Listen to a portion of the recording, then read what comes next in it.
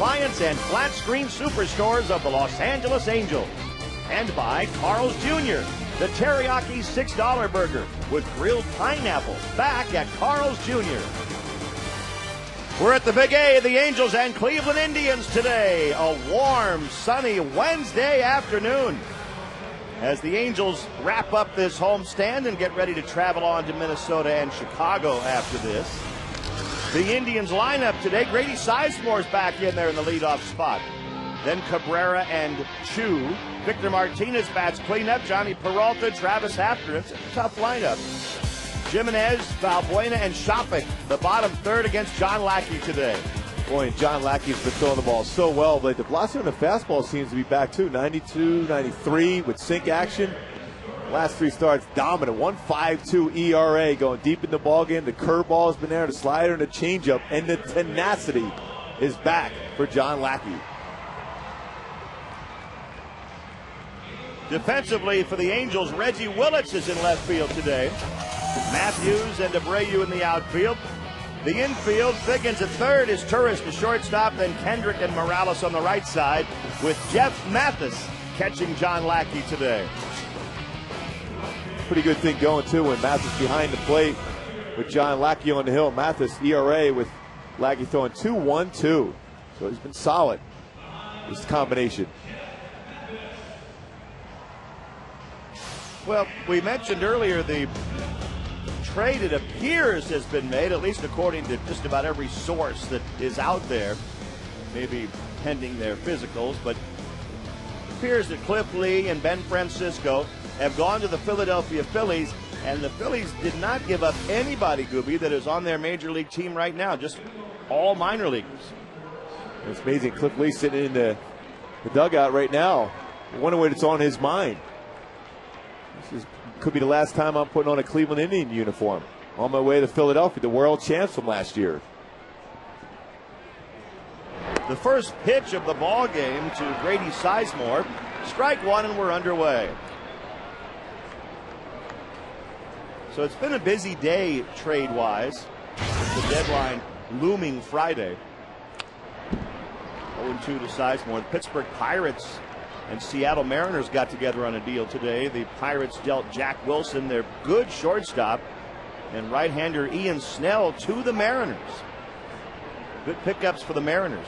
Seattle sent their shortstop, Ronnie Cedeno, Jeff Clement, and a couple of pitching prospects to the Pirates. It's a nice pickup by Seattle on that one. To get Wilson, sure. Yes, solid fielder. Good situational type hitter.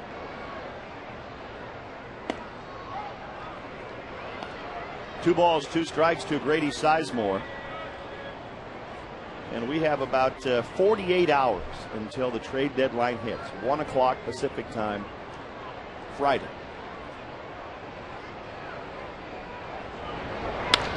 Sizemore lifts one into right field. Abreu looking up into the sunshine, makes the catch.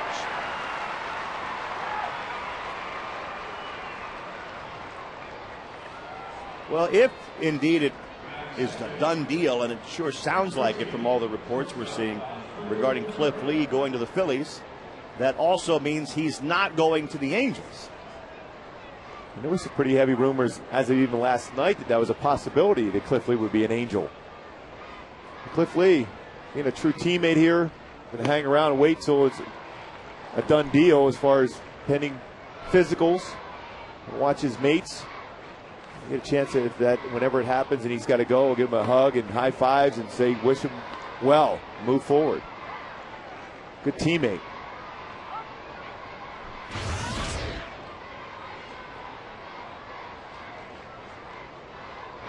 As Drupal Cabrera up there for the Indians.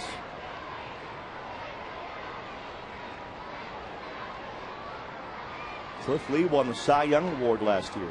He's 30 years old.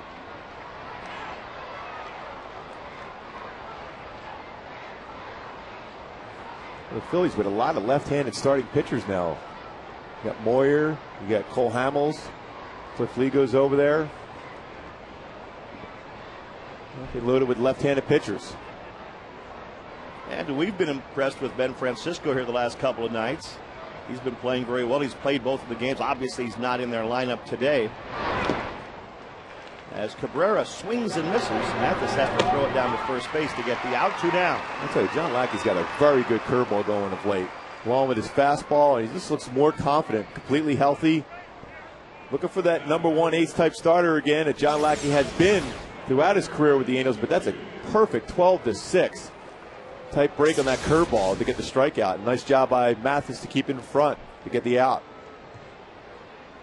Shin-Soo Choo at the plate for the Indians. As a pitcher, Gooby, and we heard Mike Scioscia talking about the fact that, hey, players don't live in a vacuum. They hear their names brought up, and they hear possible trade rumors. They might be going here or there.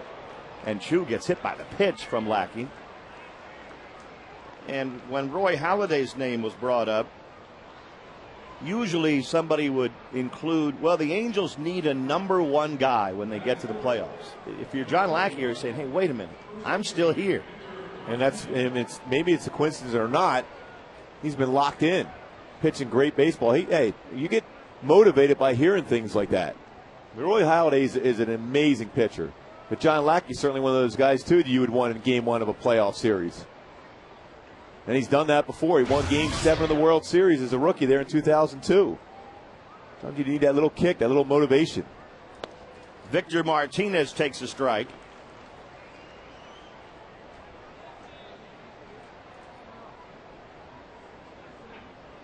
Hitting .283, he's hit 15 home runs and driven in 67 runs.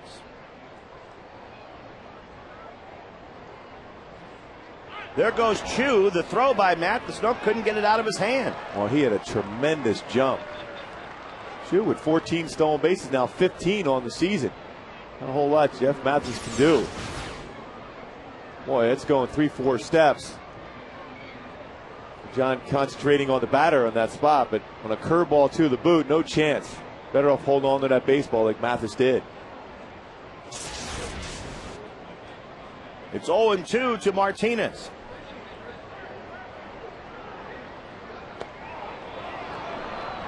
And a second consecutive hit batter by Lackey. On that one on an 0-2 pitch. Scioscia's saying, hey, it's not what we wanted right there. 8th batter that John Lackey has hit so far this year. The majority are on that curveball he throws down and in to a lefty. Those Exmo shows that he wasn't going to make that much of an effort to get out of the way, especially behind the count.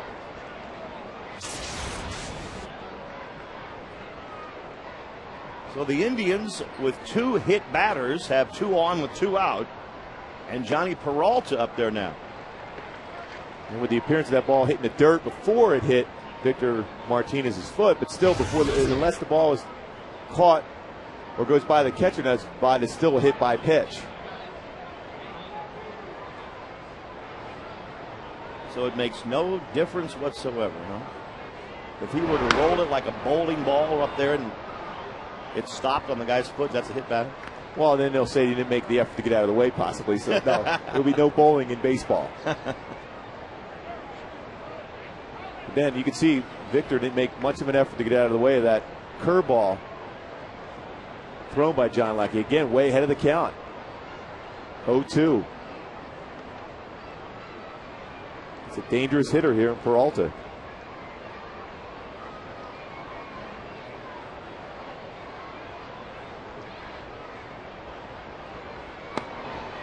Fastball just off the plate.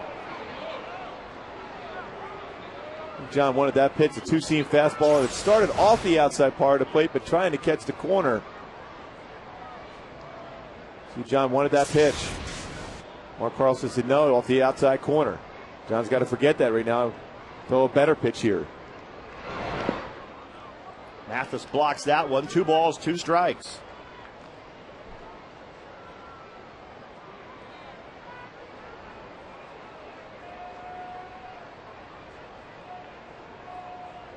This will be the 20th pitch of the inning from Lackey.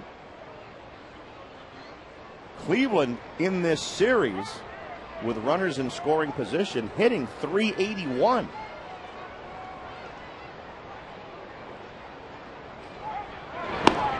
But not this time. Peralta goes down on a high fastball. Good sequence of pitches from Lackey there.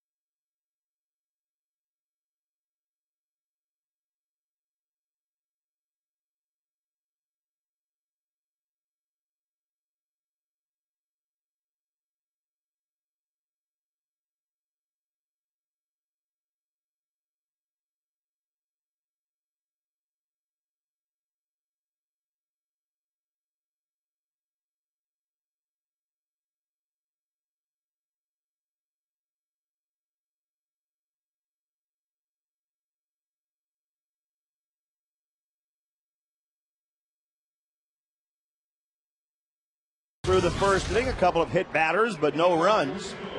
And we head to the bottom of the first. The Angels sending up Figgins, Turris, and Abreu in the first inning. Rivera, Morales, and Kendrick are in the middle of the order. Then Gary Matthews, Jeff Mathis, and Reggie Willits to face Aaron Laffey. He's 24 years old. Aaron Laffey spots the fastball very well. 86 to 91 with some sink action. He's got a slider. And also will throw in a changeup also. With the big thing for him, pitches inside well. Established himself as a pretty good back end of the rotation type guy. And has been pitching well of late. 7 shutout innings last time against Seattle. The time before, 6 innings, only 3 earned runs allowed. He's been in a handful of games in previous years. He first broke in with the Indians in 07. Aaron Laffey was in 9 games in 07 and went 4-2. Last year, he was in 16 games, went 5-7. 1 ball and 1 strike to Sean Figgins.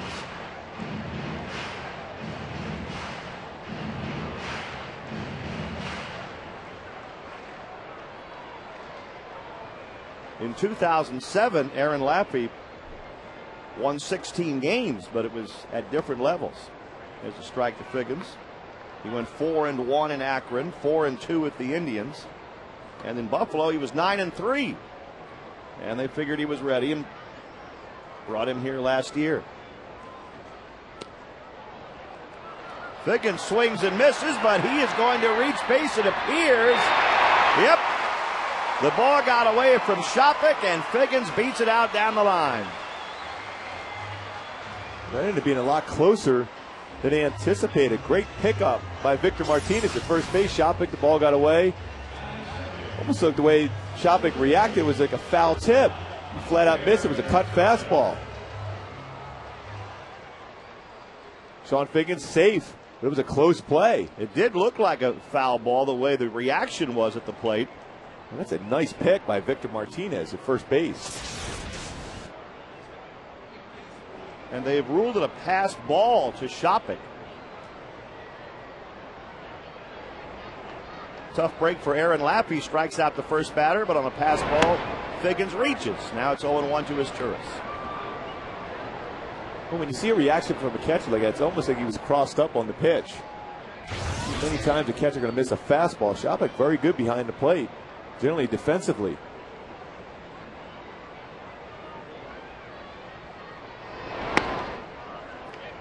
Meiser around to bunt, takes the pitch for ball 1. 1 ball, 1 strike.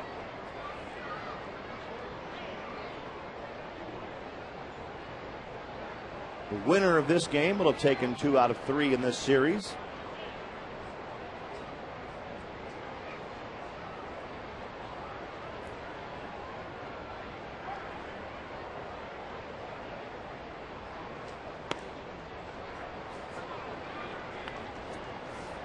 The Angels go to Minnesota next. The Indians are heading home after this game. They'll get a day off tomorrow, then play the Tigers starting Friday. Mark Wedge has these guys swinging the bat, but again, it's been their pitching, it's been their downfall. He's got to be happy with the offensive production he's had out of this club. Remember that playoff series against Boston, they lost 7 games. They were up 3-1. They had CC Sabathia and Carmona going in that rest of that series. It just got away from them. They had it. It looked like they had it, but it did get away. Ground ball in the hole at shortstop. Nice backhanded pickup, and they get the out at second. Cabrera getting it to Valbuena on a bounce, and Figgins is forced out at second base. Another nice play by the Cleveland Indian defense. Cabrera has to fully extend, backhand, makes a quick throw. Good pick too by Valbuena at second base to get the out. The athletic play by both the shortstop and the second baseman. Well, Zeximo shows that stretch out by Valbuena just barely gets Sean Figgins at second base. Good call. 1 out in the bottom of the first with Bobby Abreu up there.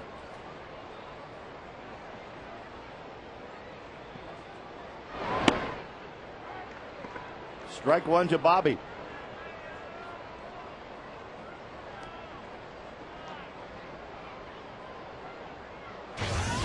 One thing that really killed the Indians this year was interleague play.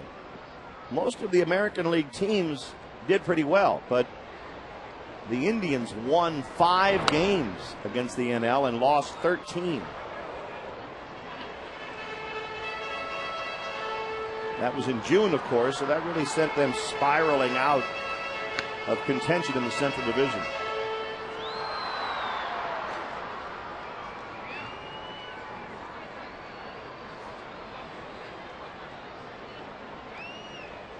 Oh, 0-2 to Bobby Abreu.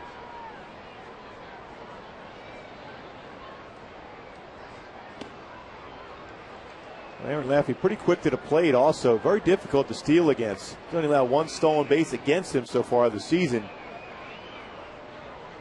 And over 53 innings pitched. So he's quick to the plate, pretty good move to first base. But the Angels generally aren't deterred about that. They will still be aggressive and try to steal.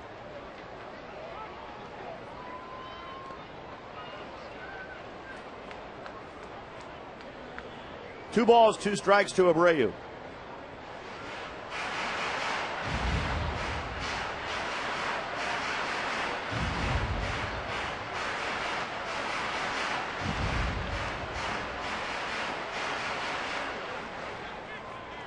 Is Turris at first base with 1 out in the bottom of the first inning.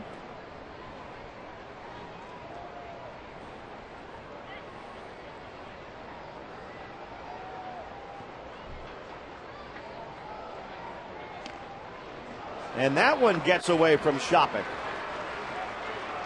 who's Turris to second base and holding on there. Didn't seem that was that far away from the strike zone. That might be his second pass ball of the inning. And it is. He's seen the ball well or what it is for Shopik. Usually, like I said, very good defensively. Bobby Abreu has fought his way back to a 3-2 count after being behind 0-2. You can see Shopik has the sunglasses on underneath the mask. We've talked many times, Gilby, about how much more difficult it is to pick the ball up in a day game, but it usually doesn't affect the catcher catching the pitch.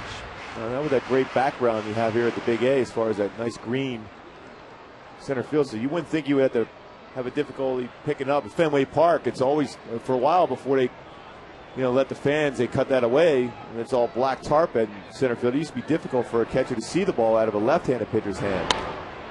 Ground ball to the left side. Knocked down, but no play. It's an infield single for Bobby Abreu. Peralta kept it from going through, but there was no way to make a play.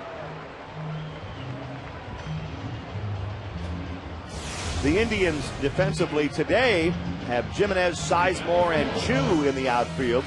Peralta, Cabrera, Valbuena, and Martinez around the infield with Kelly Shopik catching Aaron Laffey. Nice play by Peralta. Chance going to be able to get Bobby Abreu, but you kept the double play in order and kept the run from being scored, knocking that baseball down. That's what you want to do as an infielder. Man on second. I'm saying you see the coaching staff will say knock the ball down. Don't necessarily you have to make the play, but you have to knock it down. First and second with one out. Juan Rivera up there for the Angels.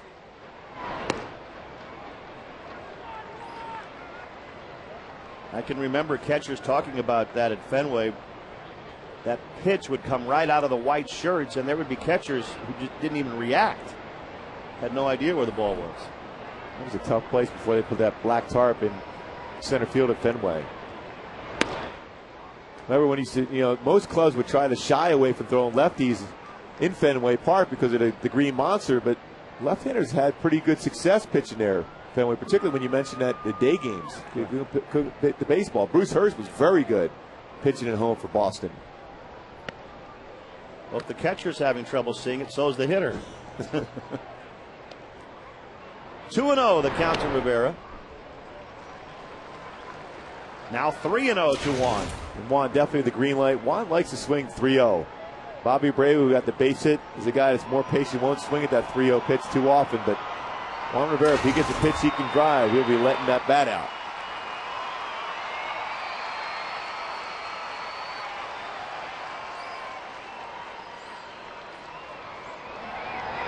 He does swing, and he pops it up. Ooh, he saw that pitch up in the zone and went after it. 2 outs. And Juan slammed the bat down after he knew he had popped that one up. Boy, coming inside on that fastball, just enough inside. Juan not happy with that just miss, hitting that ball far. Possibly out of the yard. That was a pitch he can drive, but just that late little action on the fastball got in there just enough to pop him up. 2 outs in the first inning, Kendry Morales. Juan had an idea he might make it 3-0 on that pitch. Just didn't happen. I'm surprised they were setting up inside, too. That's a dangerous pitch.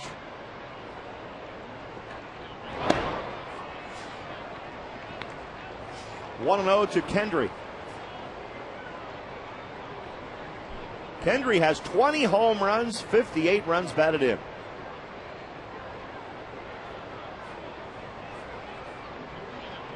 This game today on the Angels schedule is number 100. So obviously after today, 62 games left. Morales having a great season, but that double play he turned in the 9th inning was not easy. Great play that was.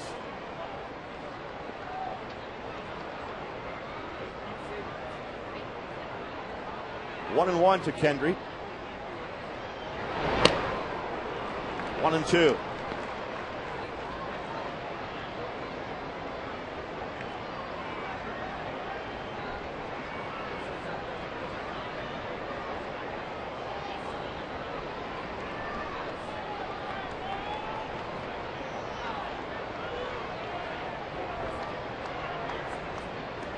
Two out, 2 on for the Angels in the bottom of the first.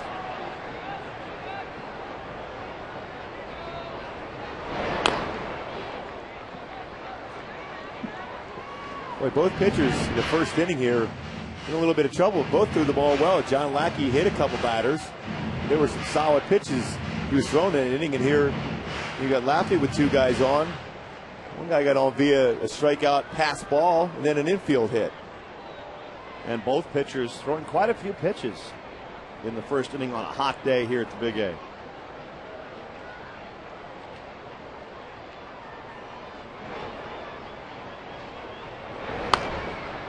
Another foul ball off the bat of Morales.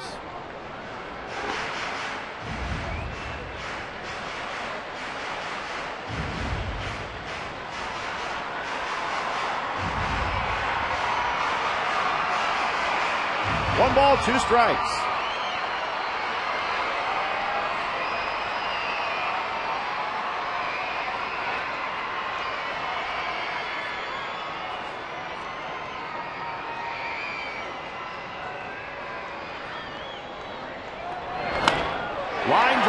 gets through into center field. Here comes his tourist to score the game's first run. 1-0 Angels. Kendry Morales, another RBI base hit. Continues to have a great season. Still with 62 games left, they're just driving the ball. Pretty tough pitch. Fought it off so strong. Again, elevates that fastball. Didn't get it in quite enough. Morales able to fight that off into center field for a base hit RBI.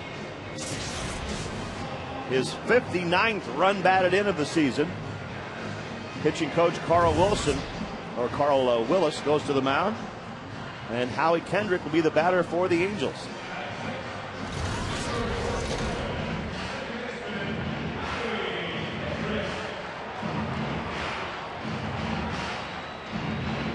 Always had some success against Laffey. 3 for 6. It's a .500 batting average against Aaron Laffey.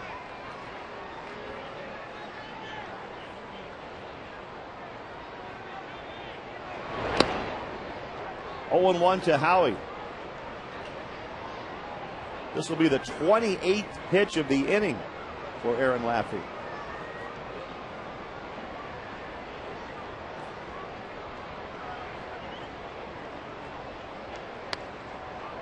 He's 1-1 to Kendrick.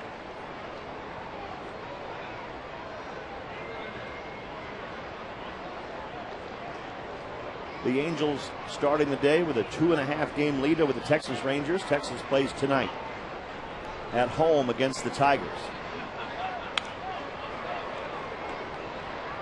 There is a game going on at Wrigley Field right now, and it's all Cubs.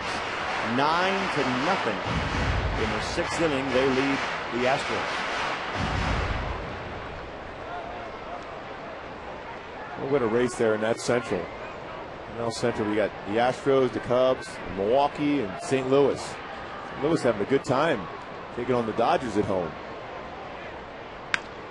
Kendrick lines one down the right field line, but it slices foul. Jack Wilson, the Pirates, was dealt to the Mariners today. Wasn't it Wilson earlier this season who said something about managers? Look, I'm discouraged. We keep trading all our best players. Well, today he got traded. Yeah, at some point or another, if you're the Pittsburgh Pirates, you got to keep some of your players around. Beautiful ballpark, PNC Park. Back in the day, very good, consistent ball club, but they haven't been there in the playoffs, what, 15, 16 years, let alone even 500 during that period of time.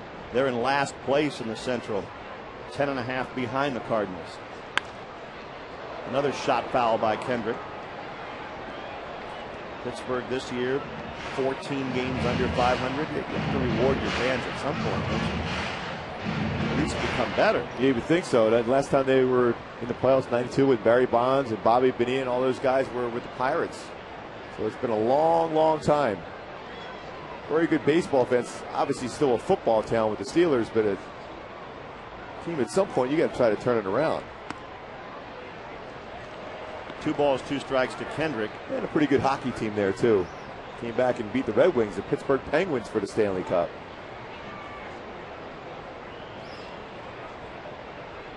That is a great ballpark. We don't go there often, of course, but what a nice place to watch a baseball game.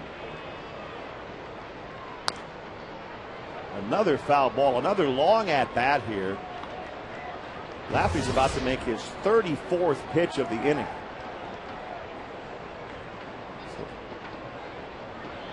It is an amazing amount of pitches so far. He's a guy that most he's thrown in a season so far, in a game so far this season, 106 pitches. This is his 8th pitch to Kendrick. And he goes to a full count on Howie. Base runners will be going here. Get a ball in the gap. Both runners will be able to score easily. Wedges, Carl Willis got to be concerned. You know, they gave away an out on a strikeout pass ball. Should have been out of the inning a long time ago. And Kendrick punches it through the left side. Abreu scores from second, 2-0 Angels. Quite an at-bat for Howie. A long battle with Aaron Laffey. And Howie knocks in the run. More pitches you see, the momentum goes to the batter there in that spot. You're going to make a mistake at some point. If he tried to throw that slider down and in, but Howie fought that one off. Ground ball, base hit. The Angels put 2 on the board in the bottom of the first. And Gary Matthews, the 7th man to hit in the inning, steps in.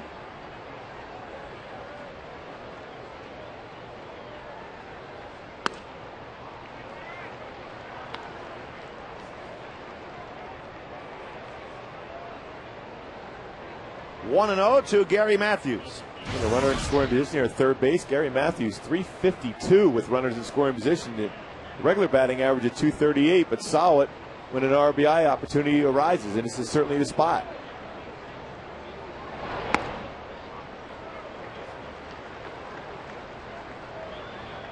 The Angels have been tremendous with runners in scoring position in this series against the Indians, hitting well over 400, up around 450 now.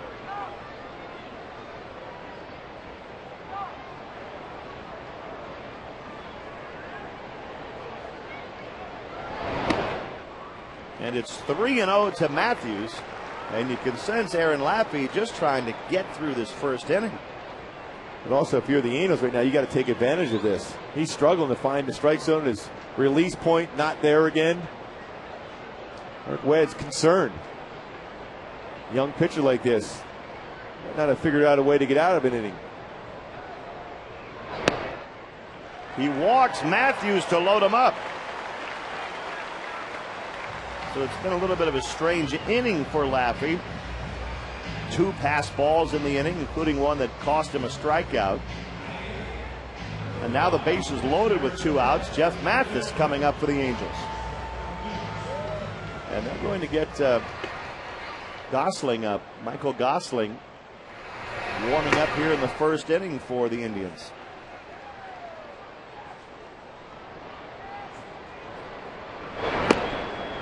Mathis takes strike 1.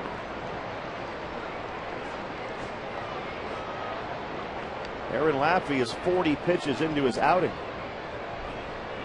That's a tough one. First inning and throwing 40 in a hot day. 0-2 to Mathis.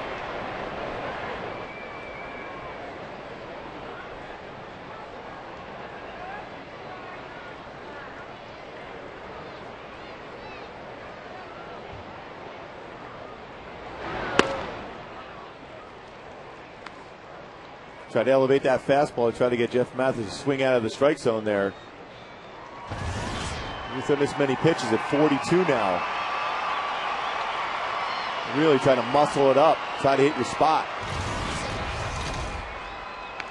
And Mathis hits one off the hands to the first baseman. The Angels leave the bases loaded, but take a 2-0 lead after 1 inning.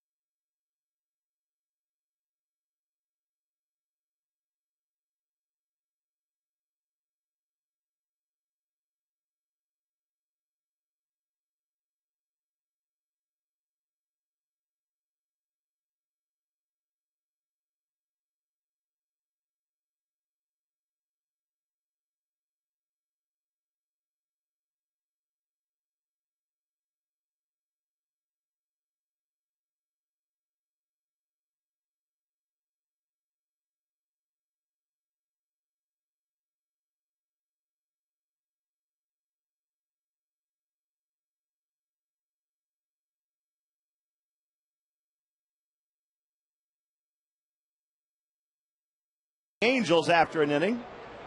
Aaron Laffey spent a long time out there on that mound. 43 pitches.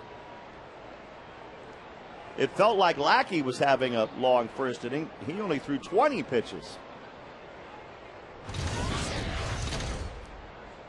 Well, he did make a great pitch to Peralta to get through that inning last inning on an elevated 92-mile-an-hour fastball.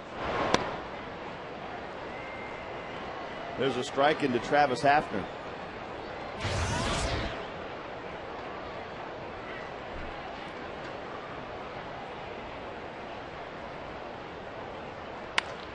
Grounded to first base. Behind the bag, Kendry Morales will take it himself.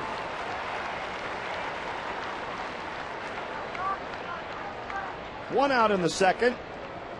Chris Jimenez coming up for the Indians. That's what you want to see out of your starting pitcher. Your offense gives you 2 runs there in the bottom of the first, and you get that first guy up and get an easy out.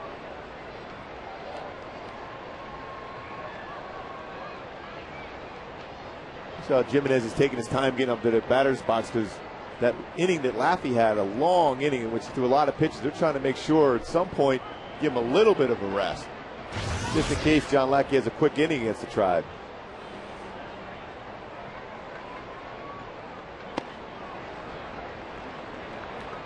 John jumps ahead 0-1.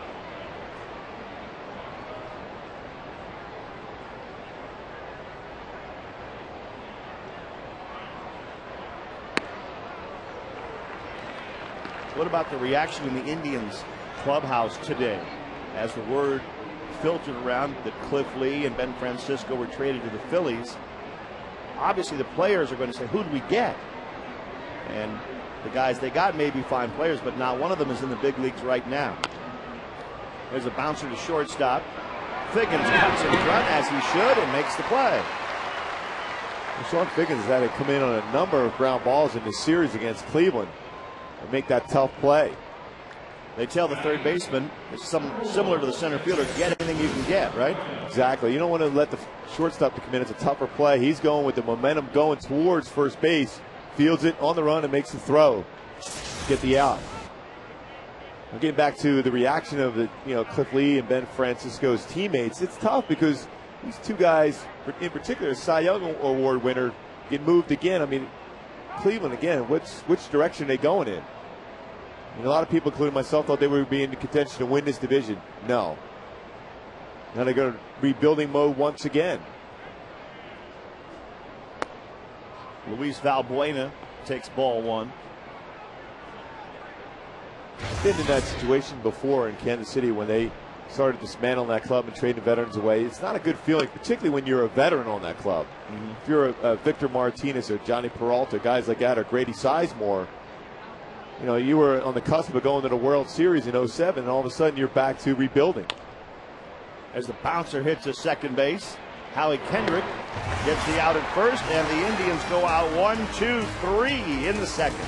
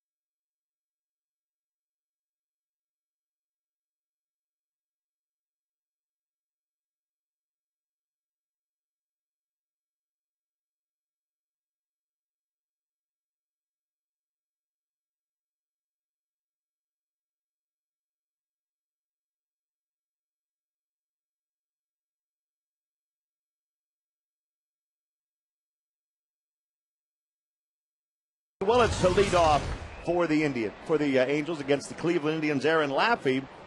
And if anybody could ever use a quick inning, it would be Laffey. He not only threw 42 pitches in the first, but his teammates went out pretty quick in the top half of this inning. Great job by Lackey throwing up a 0 right away. And forcing Laffey to get back out there after being taxed throwing all those pitches in the first inning.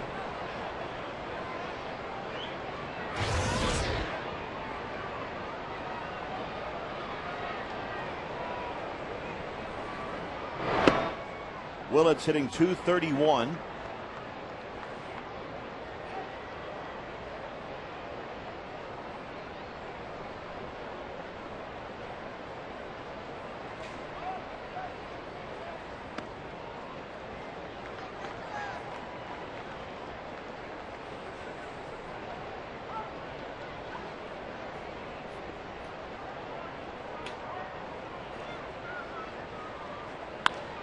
On the ground to shortstop, and Cabrera throws low, but they get Willits.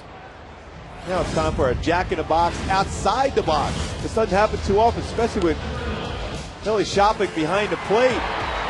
Fastball gets away from him. Sean Figgins strikes out, but gets the first, and then another fastball on the inside part of the plate hits off of Shopek's glove, and Meister Stores is able to get into scoring position. That is our jack-in-the-box outside the box. See that too often. 2 pass balls in the first inning. Big contributor why they were able to score 2 runs, the Angels. Sean Figgins takes strike 1.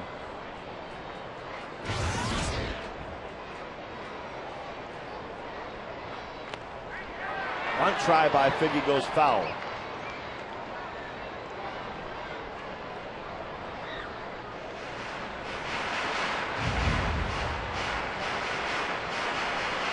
Figgins struck out, but that was one of the pass balls in the first inning. He reached base on the strikeout his first time up.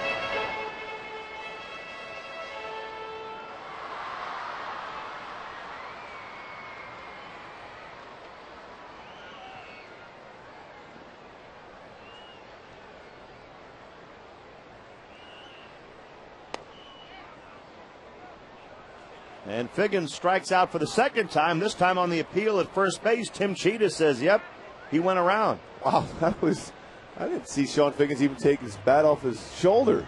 And Figgy looked down there at Cheetah for a while, and now the home plate umpire, Carlson, takes his mask off and tells Figgy to get back to the dugout.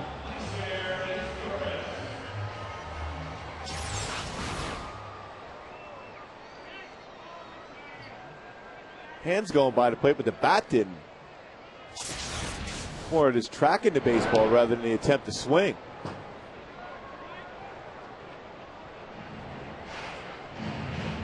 It didn't have any consequence with nobody on base, but that last pitch went off Shopek's glove. Rolled to the backstop. It was not that bad a pitch. 1-1 now to his Turris.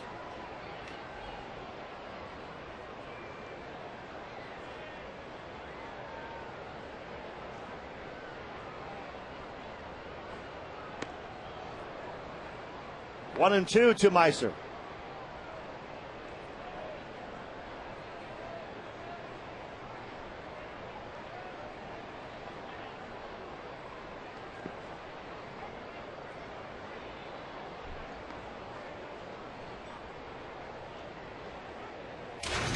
Laffey more consistent with his mechanics so far in this inning. After throwing all those pitches in the first. Meiser trying to get on base. Forcing the pitch out of the stretch. Valbuena takes care of that one, and the Angels go in order. After 2 innings, 2-0 Halos.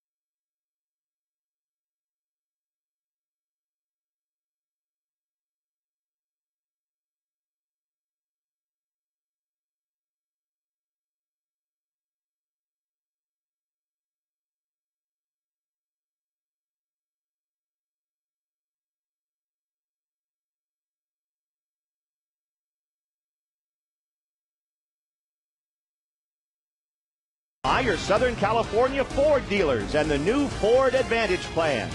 And by Jack in the Box. Right now, get the $2.99 big deal, featuring a cheeseburger, a taco, small fries, and a small drink for just $2.99.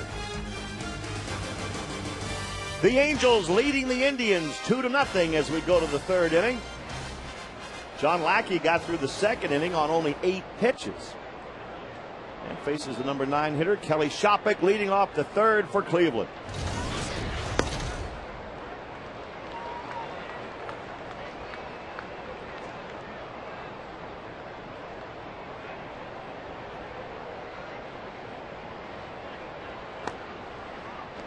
One ball, one strike to Shopik, hitting a .199.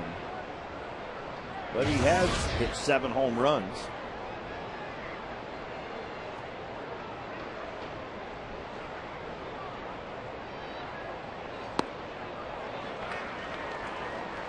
One and two.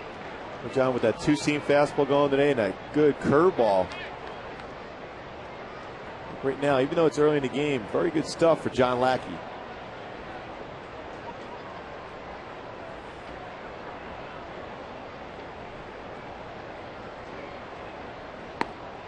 Shopik strikes out. Gets him with some fuzz. Fastball on the outside corner. Lackey's third of the ball game. Grady Sizemore coming up. Time now for the U.S. Marine Corps leaders of the game. Grady Sizemore, first player to lead the Indians in hits 4 straight years since Shoeless Joe.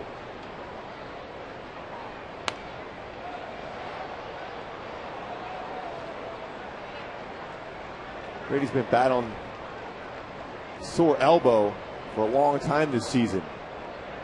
He's to put up his typical numbers you're going to see out of Grady Sizemore.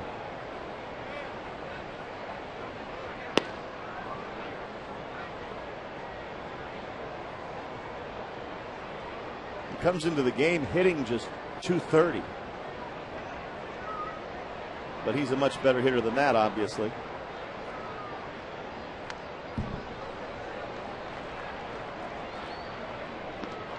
One and two.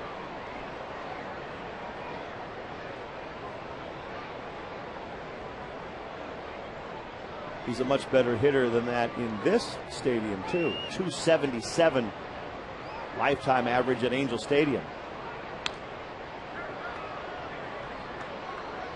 He plays center field about as well as anybody in baseball also. A guy with power and a guy who can steal bases. Even his stolen base total, probably because obviously the batting average is not there. Only 9 stolen bases so far this season, but he does have 14 home runs.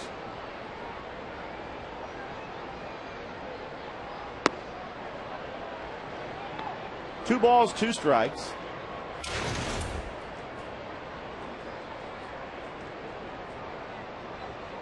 John Lackey has retired 5 in a row now.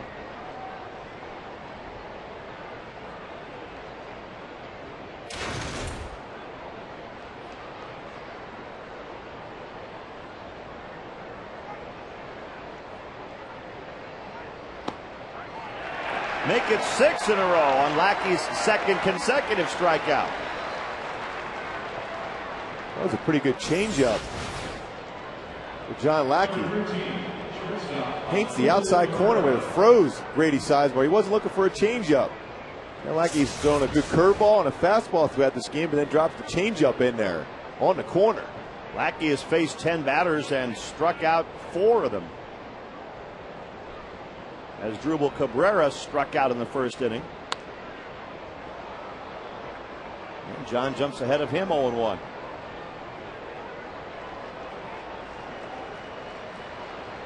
Well, Lackey's last 3 have been about as good as you can get. It's so impressive about John Lackey is his ability to throw that first pitch curveball for a strike. Now, if you're a pitcher, you can throw your secondary pitches, that first pitch for a strike. It sets up all your pitches throughout the game. It's the hitters in that opposing side to think something else besides a fastball every time.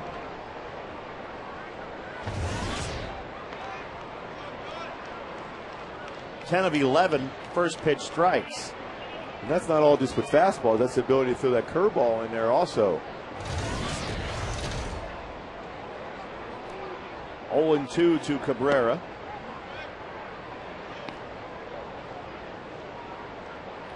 Well, last night, as you know, Gooby, Sean O'Sullivan pitched a no-hitter for AAA Salt Lake City. The first time ever for an Angel in Salt Lake City.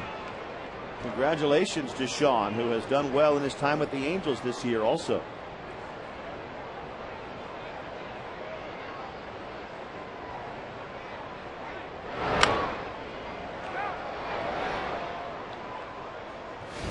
Sean O'Sullivan in Sacramento had a perfect game through 6 and then walked a batter, but held on to the no-hitter. So he's 3-0 for the Angels and has a no-hitter at AAA now. Well, when you think about it, where would the Angels be without Sean O'Sullivan and Matt Palmer? Well, 12-1 out of those two guys this year.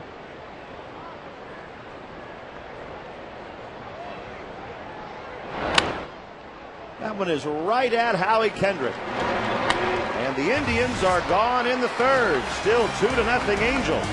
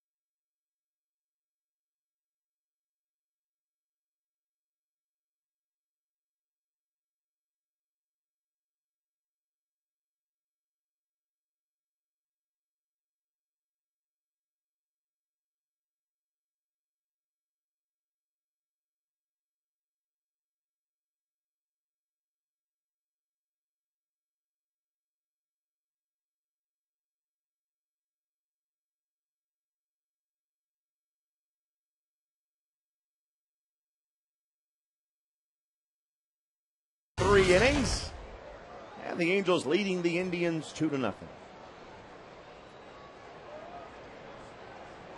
Bobby Abreu to lead off the bottom of the third. Well, Bobby had a great at-bat. Last at-bat, fell behind 0-2, fought back to a 3-2 count. They got a base hit. Bobby Abreu leads the league in hitting with runners in scoring position. 407. Well, that's clutch, isn't it? What a great category to lead the league in. I think it's that patience and the confidence he has at the plate. He's not going to swing at a pitch out of the zone. He's going to try to center a ball where he can drive it, especially with guys in scoring position. And he pops one in the air to left field. Caught there by Jimenez. Kids, go back to school with a binder that shows off your favorite subject, the Angels. It's Saturday, August 8th. All kids ages 2 to 18 in attendance will receive a free back-to-school binder courtesy of Smart and Final and Tide. The binder features photos of all your favorite Angels. Get your tickets at angelsbaseball.com. Nice binder. What was your favorite subject, Rory, back in the day at Chatsworth High School? At Chatsworth High School? Well, let's see now. My favorite subject, probably which class can I ditch today?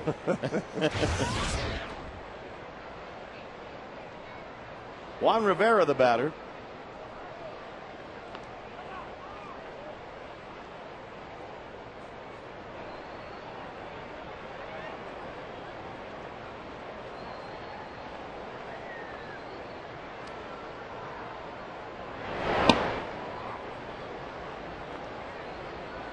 2-1.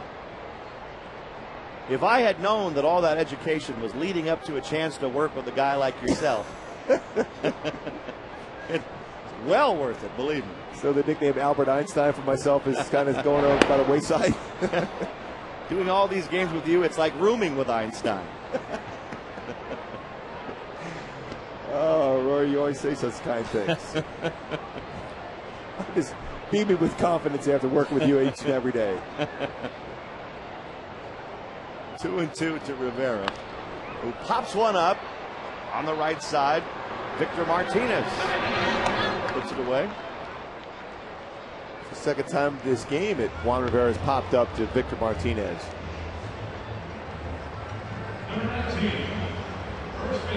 Well, Juan couldn't have come back to the lineup any better. His first at bat was a home run. Today he has seen a couple of pitches I'm sure he thinks he should have driven somewhere, but he's popped them up. And for him being back in the lineup, it's a great sign. And Vlad and Torrey Hunter not that far away from being back in this lineup for the Angels.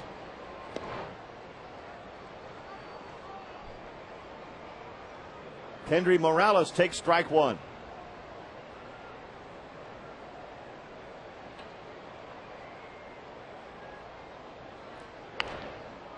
Shot into the stands, foul.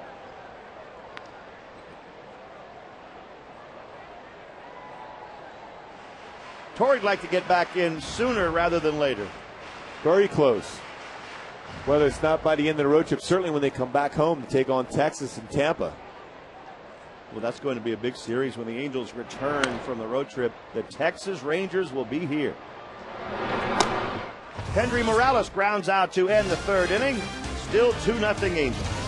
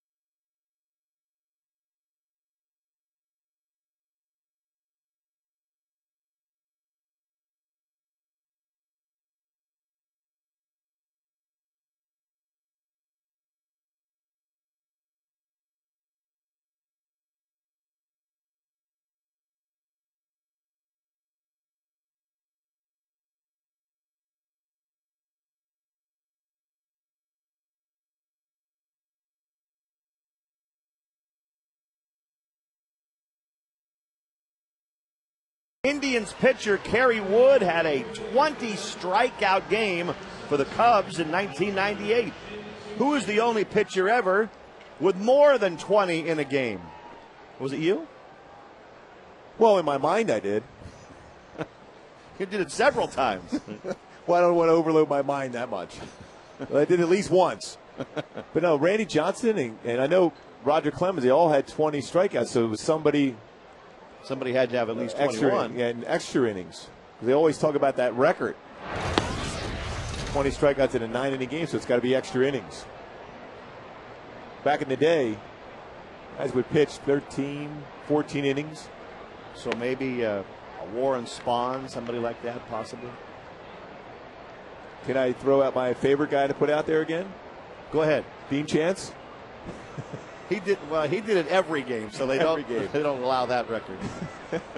We're due for a Dean Chance trivia question soon. There's a shot into right center field by Shin-Soo Choo, and that is the first hit of the ball game for the Indians. A leadoff double for Choo here in the fourth inning. Choo's a solid hitter. Look at our Howard's Exmo swing. Balance out in front. Got that pitch out in front.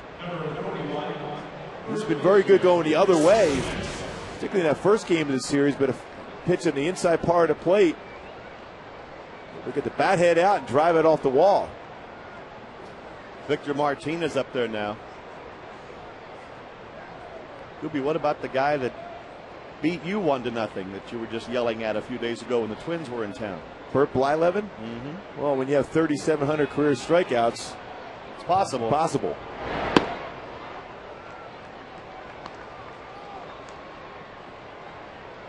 The lines of a pitcher would have to be 30s, 40s, 50s, maybe the 60s that would be able to have an opportunity to do that. Blyleven came around where they were still, although they let you complete games, they wouldn't let you throw a ton of pitches to be able to strike out more than 20.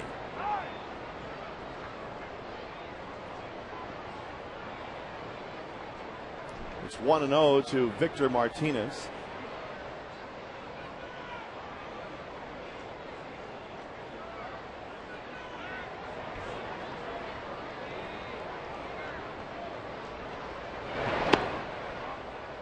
Two balls, no strikes.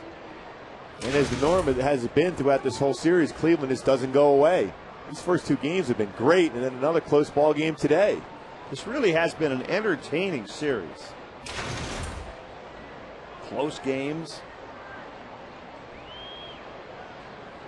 And a lot of offense, really, the first two games. On the ground to the right side. Morales feeds Lackey for the out. Over to third base goes Chu.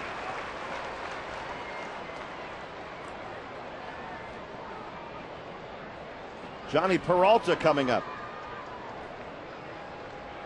Now a man on third with one out and a tough batter in Johnny Peralta, who's had success against John Lackey coming into this game, .435, but last time he was able to get him on a strikeout on a fastball up in the strike zone.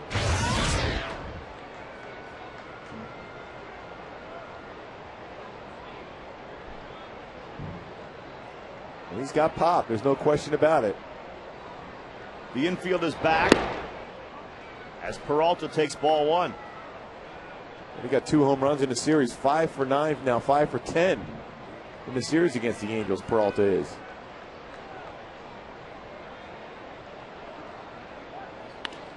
Fly ball center field.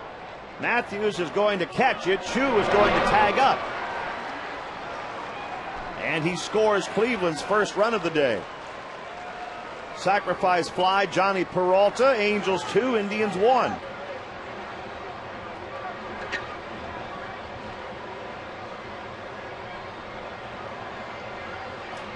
See, that's the importance of a hitter. Even though you made it out in Victor Martinez, you were able to hit the ball to the right side and advance the runner over to third base, and then you allow Johnny Peralta that fly ball, which would normally be a routine out, ends up being a sacrifice fly and a run scored. Those little things a club could do to get a run across, especially against, if you're the Indians, going against a tough pitcher like John Lackey. The shift is on for Travis Hafner. The only infielder on the left side for the Angels is the third baseman, Figgins. He's all the way over, shading second base in the shortstop spot.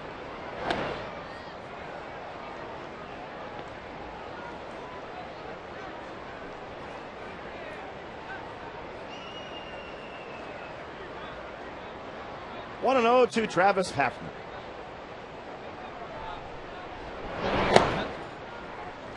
Well, you look at this game so far now, it's 2-1. Cleveland right back in the ball game, and Aaron Laffey had to throw in, 43 pitches in the first inning, struggling along. So we know he's put up some zeros, and Cleveland right back in the game.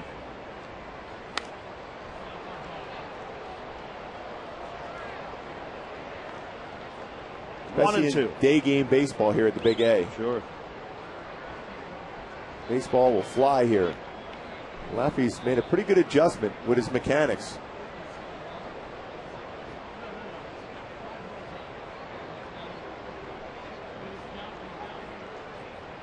The Angels put 2 on the board in the first inning, but the other thing is they also left the bases loaded.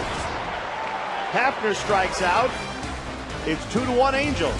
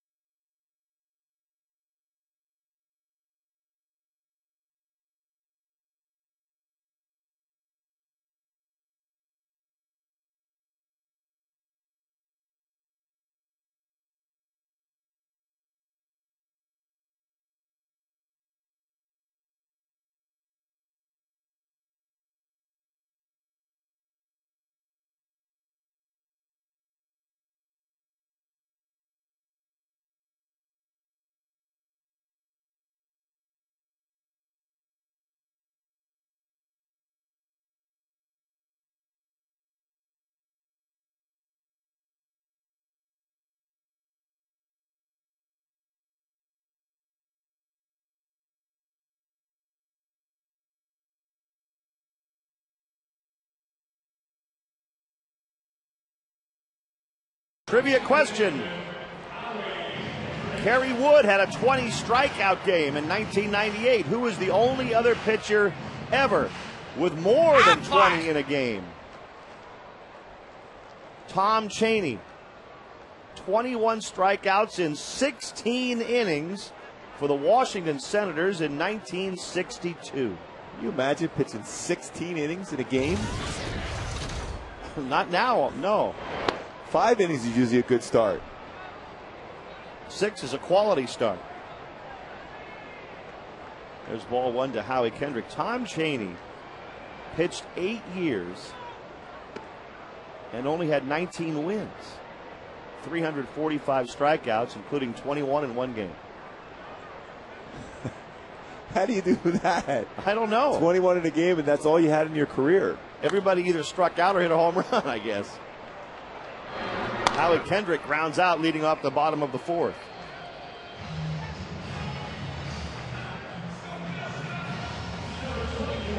So 8 in a row retired by Aaron Laffey.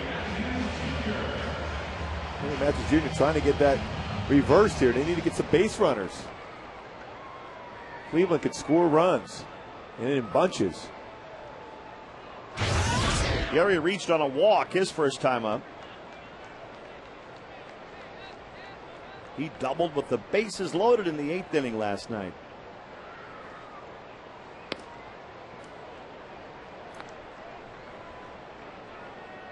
Just a couple of other games going right now. The Cubs are all over the Astros, 11-0 in the 8th inning.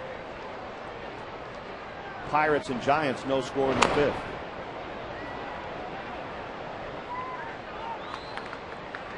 And the trade deadline, oh so close now for trades being made without to go clear waivers before a trade is complete. It's not easy to go through that after the 31st of July. You can still make deals in August. It's more difficult when you have to go through waivers. Off the end of the bat down to first base. Martinez will feed Laffey covering. Fans, Tuesday, August 11th, all fans in attendance will receive a free Mike Napoli bobblehead doll, courtesy of Big O Tires. It's a stadium exclusive giveaway featuring Mike Napoli, obviously, since it is his bobblehead. You can purchase your tickets at angelsbaseball.com. I was out there when he was filming that the other day. He really enjoyed doing that, too. Did he? Yes. No, he wasn't getting any grief from any teammates, was he? No, he was fortunate enough he was out there before anybody else was out there at that point. He came out at noon to do that, right? Exactly. 2 outs and Jeff Mathis up there at the plate.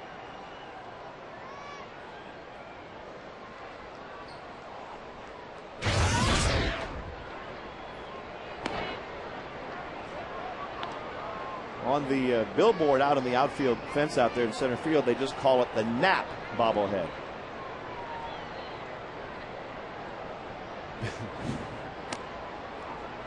I'm looking forward to that one.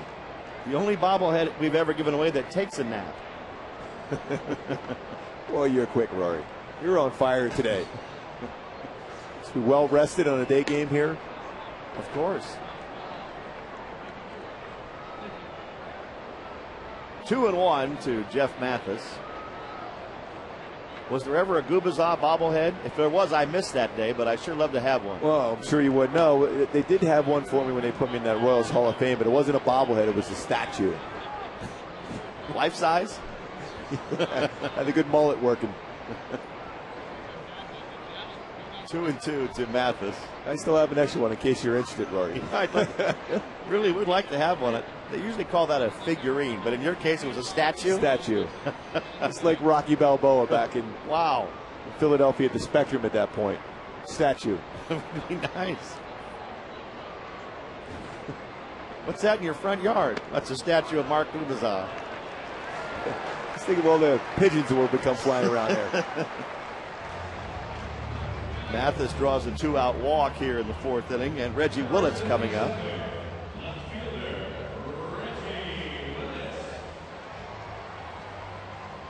A bobblehead is nice, but give me a sense of the thrill when you see yourself on a baseball card for the first time. Best feeling ever, because I remember as a kid, and I'm sure a lot of young kids watching the game today used to be able to play different trading games with the cards, flips, yeah, and put them in your bicycle tire spokes. I mean, it was so much fun. And to see your picture on a baseball card, it was an unbelievable feeling. It really was cool. Yeah. I couldn't believe it. I said, wait a minute now. I used to collect cards. You had Willie Mays, Roberto Clemente, Johnny Bench, all those greats, and all of a sudden it's like, wow, I have a baseball card. It was unbelievable. I would think.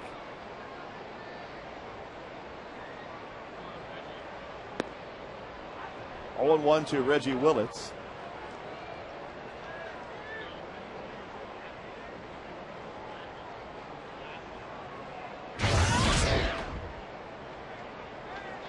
Reggie grounded out to shortstop his first time up.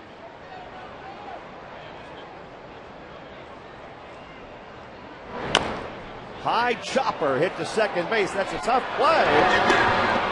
And they get him. Good play by Valbuena. We are through 4 innings, and it's 2-1 Angels.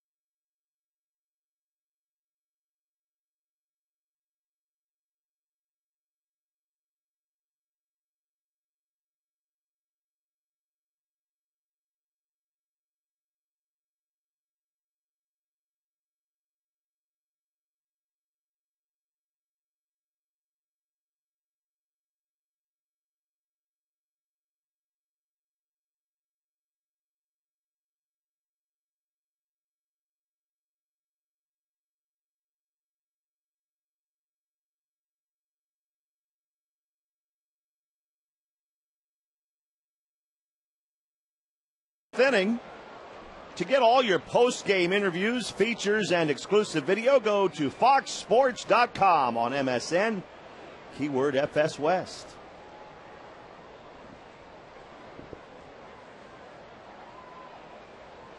Chris Jimenez leads off the 5th inning for Cleveland. His first major league hit was a home run against the Twins last month.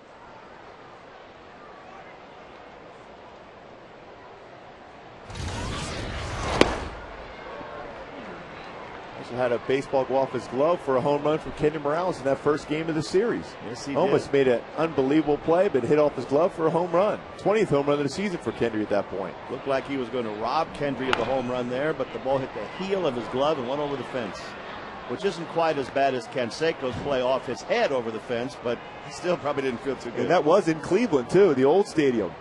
That was classic. Even Jose had to laugh at that one. Can you imagine if you're a pitcher, though, a routine out, hits off a guy's head for a home run? An Ernie? No, it's probably not going to feel too good. Who do I have playing behind me back there? Jimenez strikes out on a check swing. By the way, Tim DeShita, the first base umpire, doesn't waste any time bringing up a batter on a check swing today. Love it. Good curveball once again. Figgins didn't love it so much when it was him. He went around. That's what Tim DeShita said. That's a strikeout.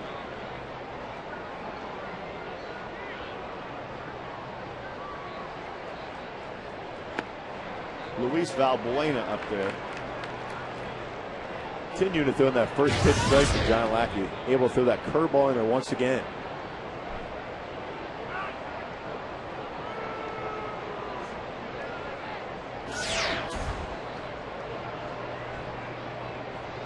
Buena, 0 for 1 today, has hit in 6 straight games. High chopper. Kendrick will have to hurry it. Just did get him. Whoa, that was close at first. Then you got a left-handed batter, a guy with speed, a chopper, do or die type play. I was able to make it, catch it in the glove, and throw all at the same time, gets it by a half a step. So just as the foot's about ready to land on the base, the ball goes in the glove, he is out. Close, but the right call. 2 outs. Kelly Shopik lifts one down the right field line. Abreu coming in fast. Bobby with a long way to go. Will not be able to catch up to it. It's a bloop single into right.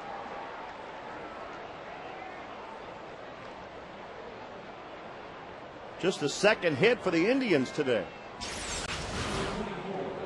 Well, at the end of the bat, Bobby playing pretty deep in right field, had a long way to go.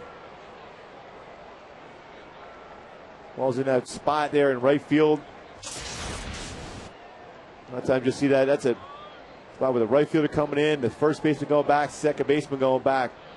Perfectly located flare for Shopik. Grady Sizemore takes ball 1 from Lackey.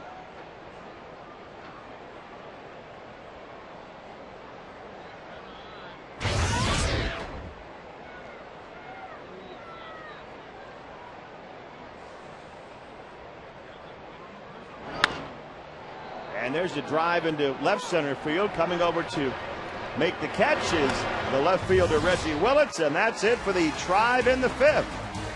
Still 2-1 Angels.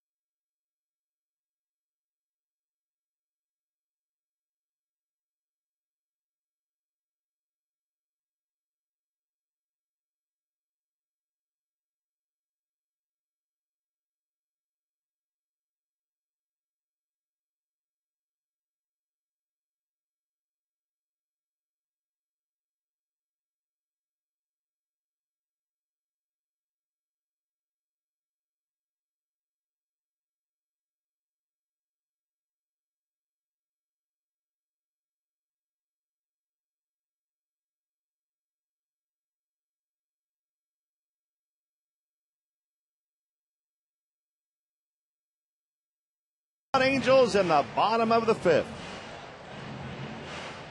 Fans, the Angels are asking fans to wear red for Breakout the Red Week. Presented by Big O Tires. It begins Friday, August 7th and goes through the 12th. And there'll be some great baseball here, too. The Rangers and Rays will be in that week. So coming out to the Big A and break out your red. I'll be wearing my red that day. Rory, what about yourself? Naturally. A lot of people wearing red, even when it's not Breakout the Red Week. It's really caught on everywhere. You see it in so many places, even when we're on the road, Gooby. I have Angel fans. Look forward to seeing some of that at the Metrodome. Last time in the Metrodome, unless the Angels played its Twins in the playoffs, which I'm sure both teams wouldn't mind. Sean Figgins.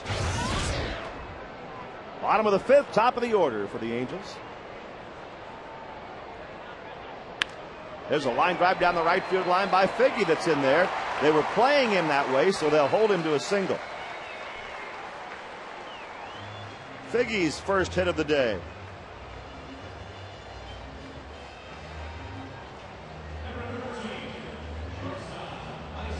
Leadoff man aboard, and Meister is Turris coming up. Well, we'll see. It's an interesting situation. Sean Figgins, 31 stolen bases. Aaron Laffey, very difficult to steal against. Might be a bunt situation for Meister.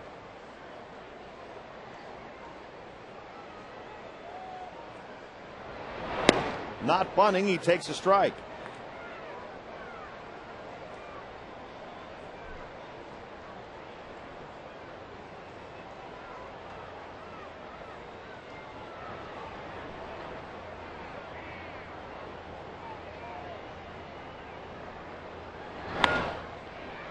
Popped up towards second, going out Valbuena, and it drops right behind him. Figgins gets to second. Valbuena got back there as fast as he could, but just couldn't quite catch up to that ball. Meister was jammed on that pitch. Fought it off, but flared it in a perfect spot. Sean Figgins making sure that ball landed in the outfield grass before he was going. Secondary lead, watched it. No chance for Valbuena to make that play. Now first and second, no outs. The offense getting it going. Bobby Abreu with 2 on and nobody out, and the Angels leading by only a run. Looking back on that play again that Meister hit into the outfield, Sean Figgins was caught in between first and second, trying to make sure that ball landed in the outfield grass. It might have been interesting if Valbuena would have caught that ball. He might have had a shot getting a double play. But that's where you have to be as a base runner, in between.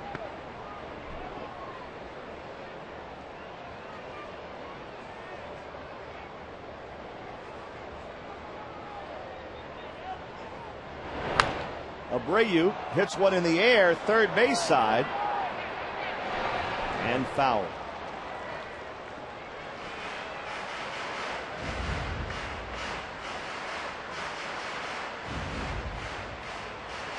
One and one to Abreu.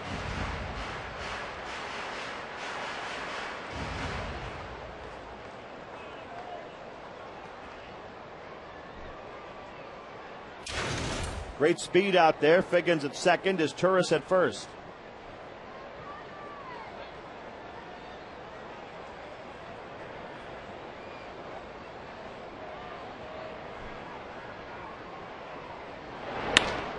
Hard hit ball into right field for Abreu. Figgins rounds third and comes to the plate. Is Turris safely into third? The ball rolls away. He'll stay there, but Abreu goes to second, and the Angels now lead it 3-1. I'll tell you what, Chu had a strong throw in from right field. It might have got Meister at third base if it hadn't hit Meister going into third. He charged that ball very well. Wasn't make any attempt to throw that ball to home, but with Sean Figgins' speed, he's looking third base. Baseball hits Meister right in the leg. That would have been a bang-bang play at third base. Angels always aggressive. Now the infield's going to, well, they were playing up, now they're moving it back. Pretty surprising here. It's an RBI for Abreu. They're going to walk him more than likely. They have given Chu an error. That's the tough part about being an outfielder sometimes. He made a pretty good throw, but because it hit the base runner and bounced away, he's charged with an error. They're going to go after Juan Rivera here with the infield back. Going to give up a run.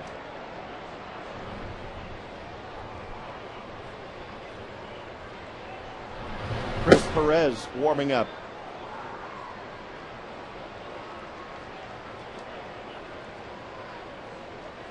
One and 0 to Juan Rivera, second and third. Still nobody out. And the Angels with a chance to break it open a little bit here in the fifth inning. Pop fly, right side. Going out, Valbuena.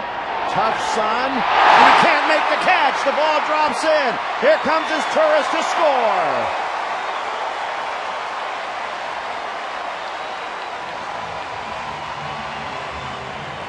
4-1 Angels.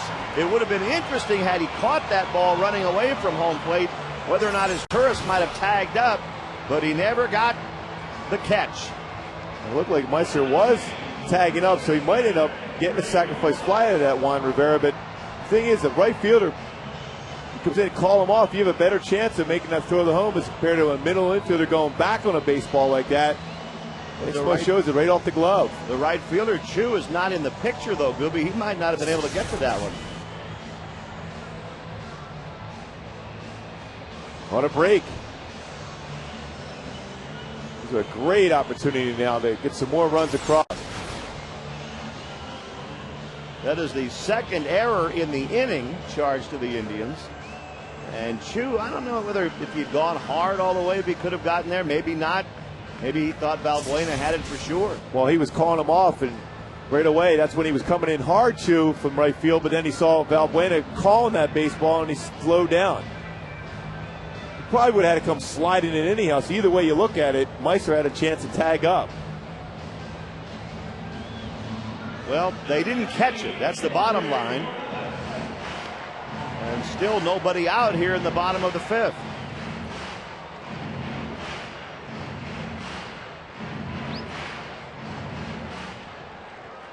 Runners at second and third, still nobody out. The batter is Kendry Morales.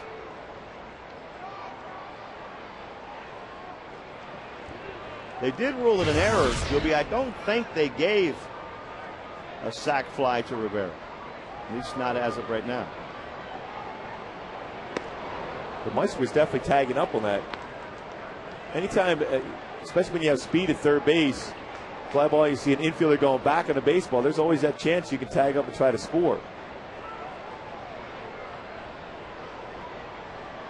But either way it looks up, you get another run across now. 0-1 to Kendry Morales. And he lines one, a rocket into left center field that will go to the wall. That scores Abreu. Here's Rivera to third. He'll stop there on a double by Morales. And it is 5-1 Angels. Another great swing from Kendry. Second hit of the ball game, second RBI of the game. Probably would have got another RBI if Juan Rivera had been healthy enough. He's still trying to make sure that leg stays healthy for him. Ends up stopping there with no outs at third. So second and third, no outs. A good swing again, but from Kendry. And that's going to be it for Aaron Laffey. He had a very tough first inning, cruised through 2, 3, and 4, and gets knocked out here in the fifth. The Angels have opened up a 4-run lead, 5-1.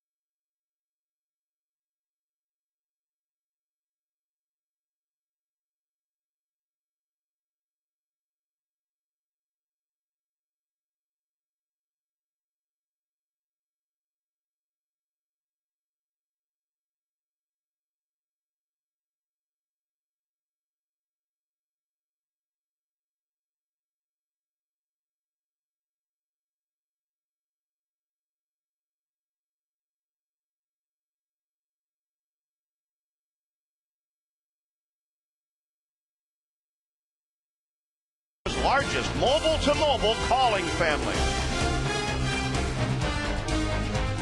The All-Star Game in 2010 will be right here. Chris Perez is here now, taking over on the mound for the Cleveland Indians. They got Perez about a month ago from the St. Louis Cardinals. Perez had a great fastball. Go at 92 to 97 mile an hour and above average slider.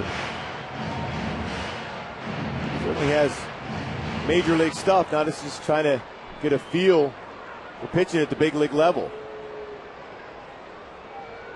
He's made 8 appearances as an Indian this year. Runners at second and third. The infield drawn in for Howie Kendrick. Still nobody out.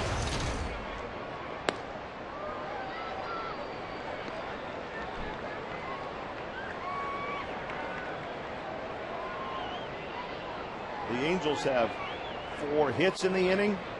The Indians have made a couple of errors in this inning.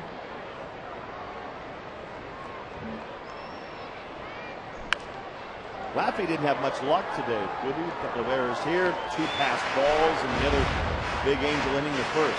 Well, you look up, and then he could easily have only given up 1 or no runs in this game. You know, when you still, there's 2 runs in the first inning. If you take away the fact that he probably would have threw 20 less pitches if they would have caught the baseball there. But the Angels took advantage of it, as they have all season long when they were given the opportunity.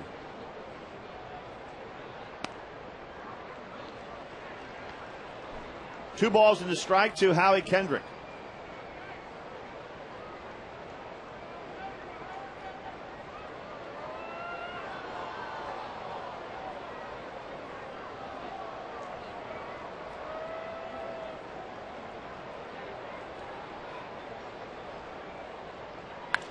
Line drive, base hit into right field for Howie, will knock in 2 more runs.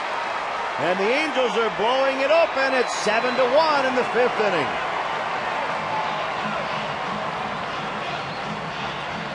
He seems to be getting closer and closer to getting his swing back. More consistent since coming back up from AAA. But that approach going inside, out with some of those pitches, inside out swing, perfect. The infield in gets over. Well, Buena's head for a base hit, drives in 2.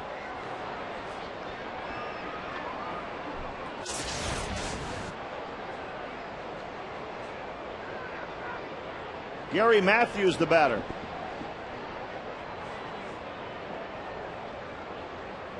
Turns around to bat, left-handed.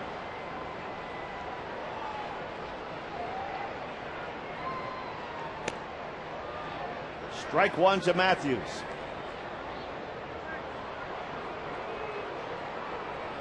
Well, the Angels have had 2 big innings offensively today. 2 runs in the first and 5 here in the 5th so far.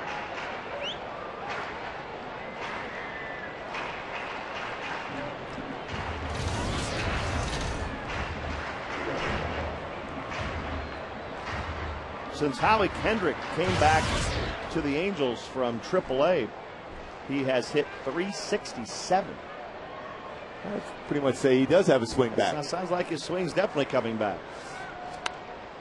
Matthews fouls one away. And I know Mike Socha said that when he sent Howie down there, it wasn't a wake-up call. But it's a situation where he can relax and get his swing back, because Howie's hit 300 at every level, including the major league level. So he got his swing back, worked some things out. Now back up, playing some solid defense. Now hitting the ball like he can.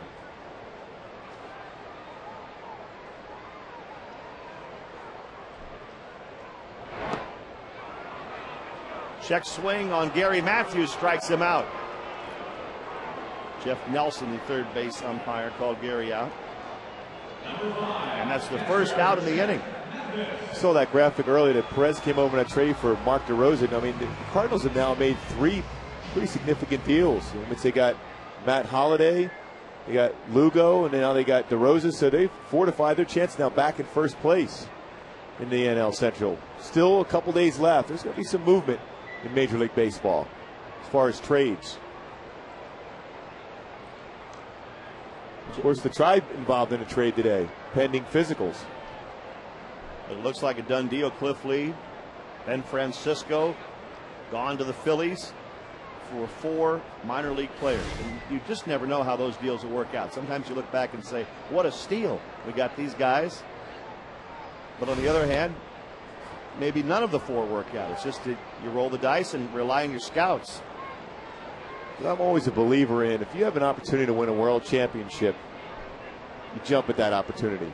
If you can get a guy that you feel, that one player, whether it be a pitcher or a position player, that can get you a world championship, that's what it's all about, especially in the economics of baseball today. It's tough to sustain a winner. On the ground to third base. And that will end the inning as Mathis grounds into a double play.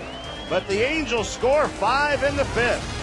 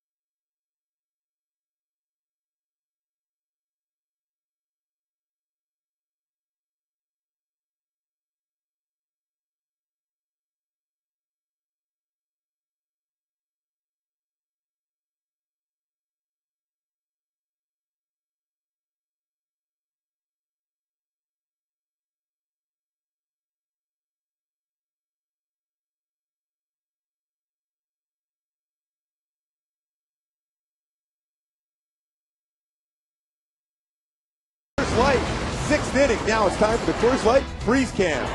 Little chopper in the infield. Howie catches it, throws it.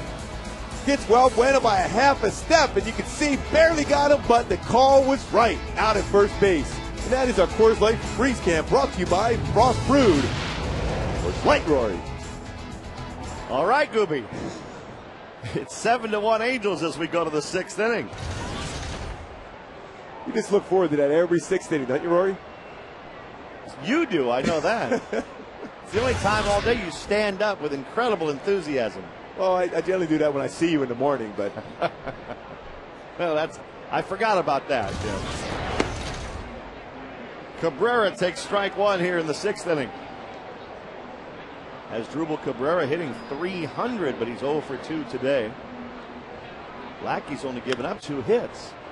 And there's a little bloop behind second. Caught by the shortstop is Turris.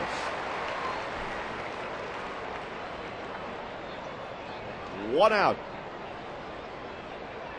Sounds like he has that look today. Again, like he has his last 3 times out. He had an ERA at 1.52. He hasn't wasted any time at all grabbing that baseball and throwing and attacking the hitters, getting that first pitch strike. He has the look, and now he also has a 6-run lead. Chu takes ball 1.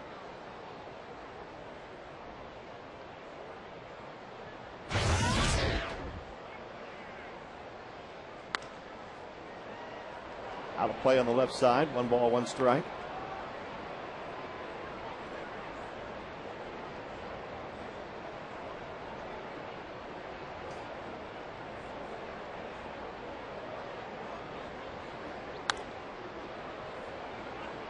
One and 2.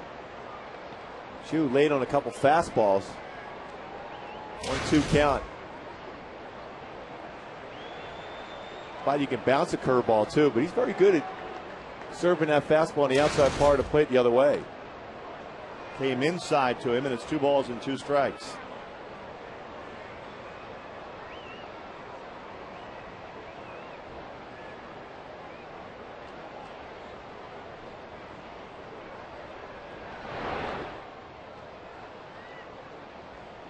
One final score in the big leagues today. The Cubs hammered the Astros 12-0.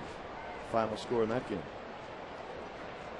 And that, at least for right now, pulls the Cubs into a first place tie with the Cardinals in the Central Division. Cardinals play the Dodgers again a little bit later on. Dodgers in a little bit of a skid right now. They've lost 3 games in a row, and they're beat up pretty good by the Cardinals back-to-back games.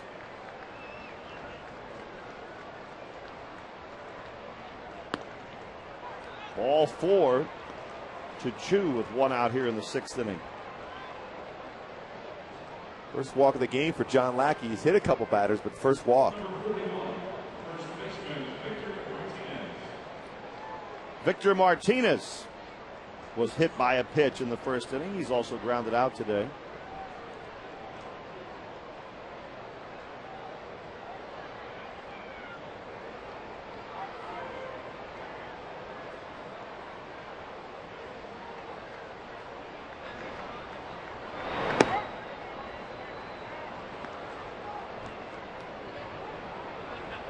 One 1-0 to Martinez.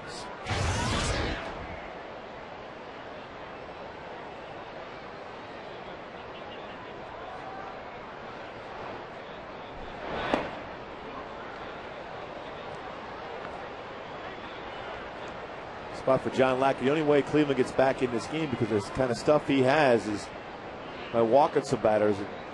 Behind an account here, Martinez, you don't want to walk guys. You want to make them swing their way on.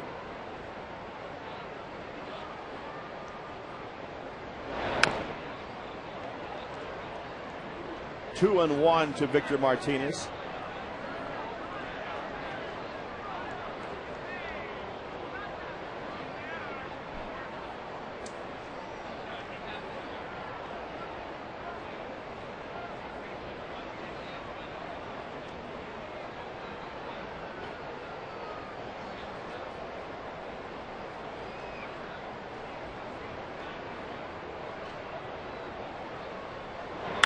And there's a line shot into right field for a base hit.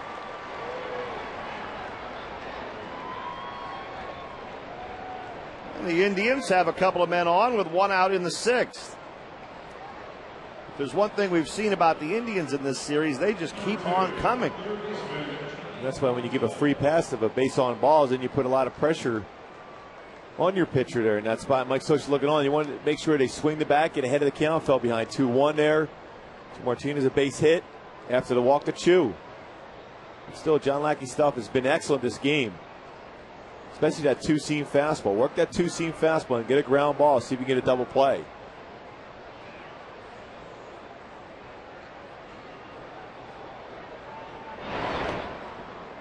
And the first pitch to Johnny Peralta misses.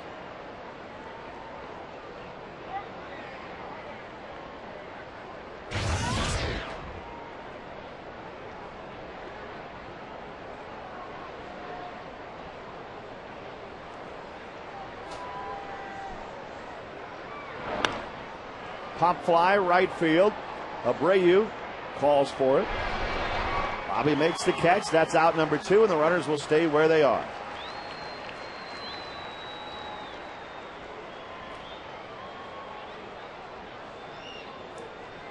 Travis Hafner coming up now for Cleveland.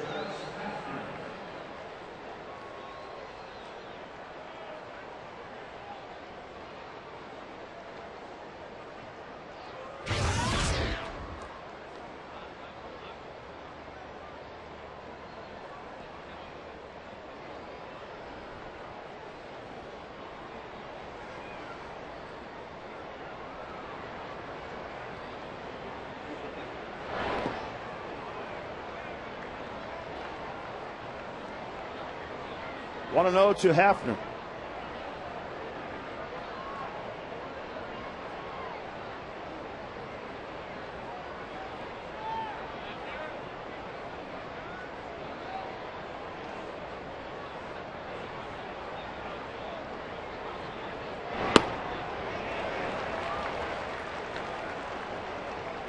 If you're not throwing the changeup a whole lot, at times today during this game, John Lackey's had an excellent changeup.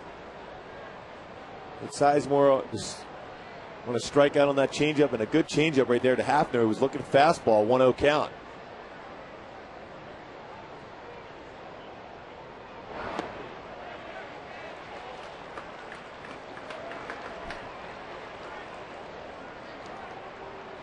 One ball, two strikes to Hafner. 2 out, 2 on for the Indians in the top of the 6th. The Indians are only 1 game ahead of Kansas City in the Central Division, just enough to not be in last place.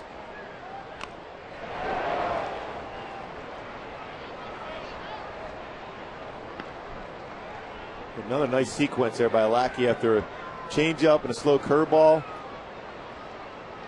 Change the eye level, try to sneak that fastball up. After barely got a piece of it, now he can throw the curveball again or repeat that same fastball up and out of the zone.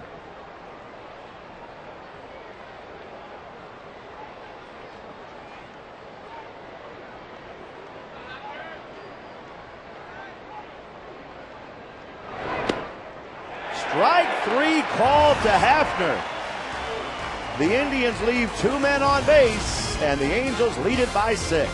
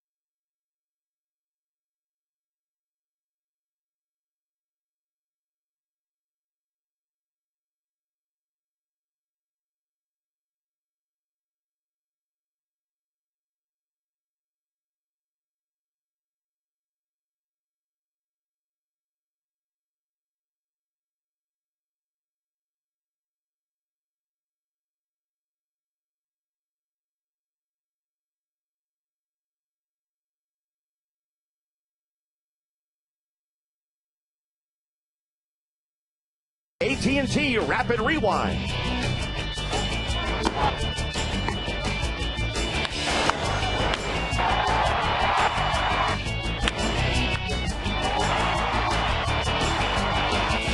AT&T, the nation's fastest 3G network. AT&T, your world delivered. John Lackey has 7 strikeouts in the ballgame. His season high is 10. Last month at San Francisco. Well, did he paint that fastball in the outside corner after trying to get Hafner to swing it, miss it, and elevate a fastball inside? Reggie Willits takes strike 1 from Chris Perez.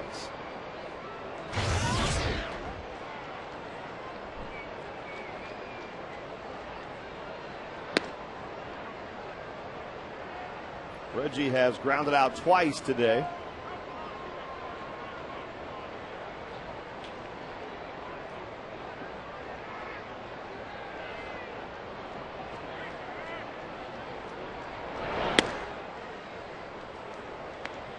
One ball, 2 strikes.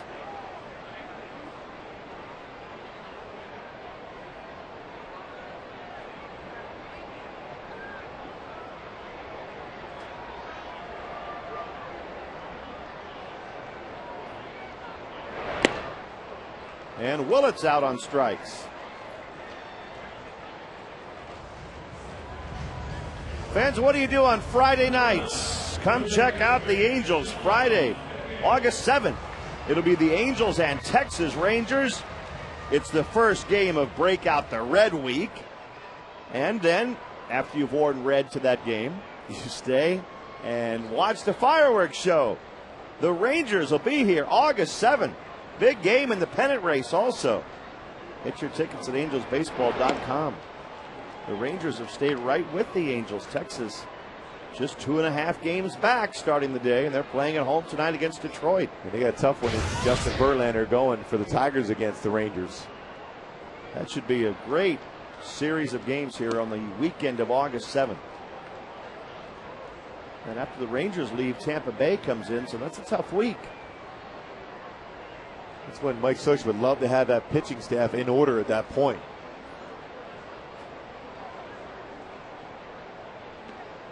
John Lackey pitching very well today, but in that series against the Minnesota Twins coming up, you have Irvin Santana, you have Joe Saunders, and Jerry Weaver. 3 very good pitchers looking to get back on track. Twins are tough in the Dome. Minnesota only 1 game over 500 for the season, but they are 30-20 at home. So that's not an easy series coming up starting Friday in Minnesota. 3-1 here to Sean Figgins. He's on base again. He's been on 3 times today. There you see the American League West. The Mariners helped themselves today with a trade with the Pirates. They got Jack Wilson. And Texas has been right there all season long. I mean, the Rangers are 14 games over 500. They are for real. And it looked like Seattle might have been a club that you thought was going to be sellers. They were talking about Jared Washburn being moved. Figgins is running. Here's the throw by Shopik. It's right on the money, and they get him. Boy, great throw by Kelly Shopik. Talked about why it was so surprising. There's a couple pass balls in the first inning because Shopik's so fundamentally sound defensively. I think it stumbled just a bit. First started going, and Shopik catch and throw was perfect. It's almost a pitch out too type of throw, up and away. Perfect pitch to be able to throw a would-be base stealer out. His Turris pops one up foul. You get back to Seattle. I mean, it looked like Washburn and Eric Bedard was rumored too, but he's on the DL. They were thinking about moving some players, but instead they got better. They got better. You're right. The Mariners got Jack Wilson from the Pittsburgh Pirates and Ian Snell, a left-handed pitcher. Pretty good pitcher too. Yes. They gave up Ronnie Cedeno and Jeff Clement and a couple of prospects. The Pirates say Cedeno will report directly to the big league club, but Clement is going to AAA. That was a high first round pick out of USC. Hasn't quite panned out at the major league level yet.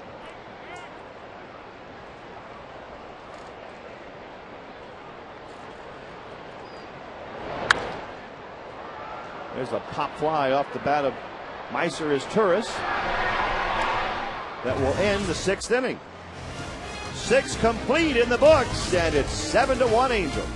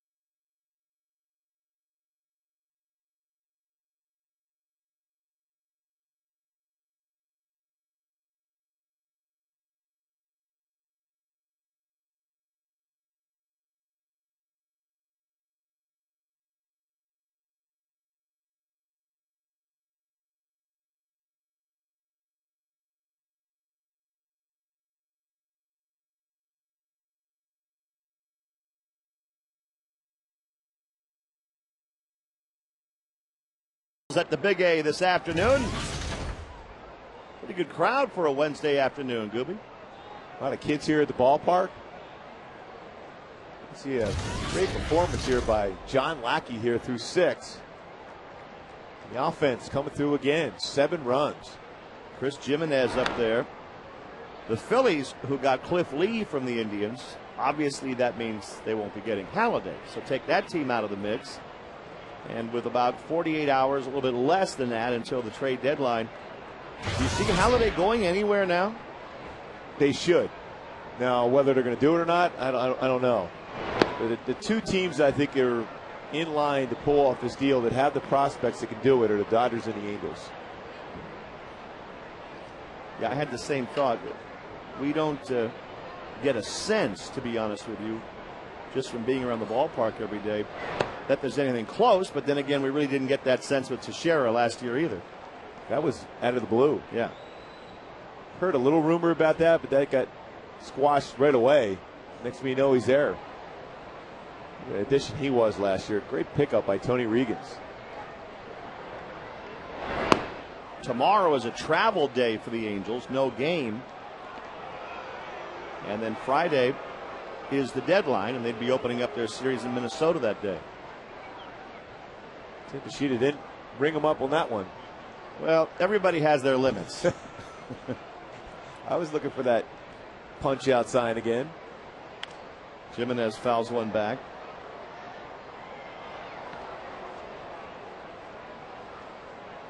There's Tony Regans right there. There is no doubt in my mind the Angels are going to do something before the deadline. No doubt. Something. Whether it's a starting pitcher or bullpen help. Something. But you can still make deals after the 31st. It's just more difficult. 3-2 now to Jimenez.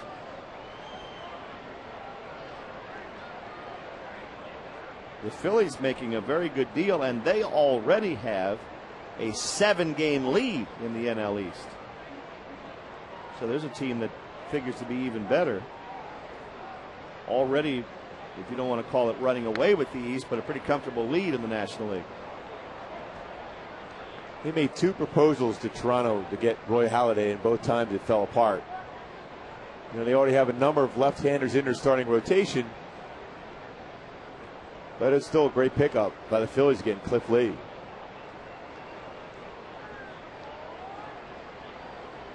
3-2 to Jimenez.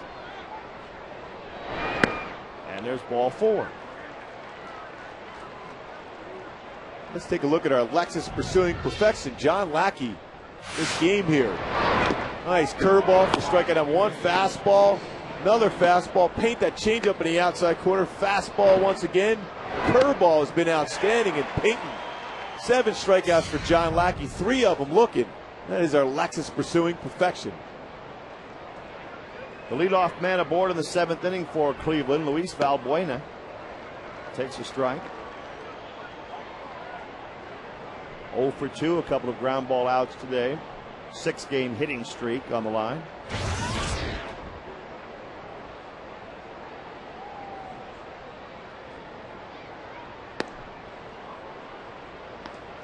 One and one.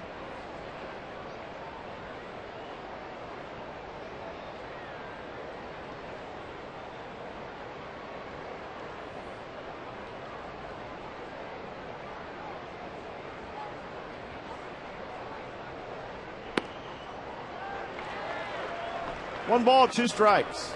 Another good changeup for John Lackey. 4 quality pitches. Fastball, curveball, we'll throw the slider, and that changeup's been very good today.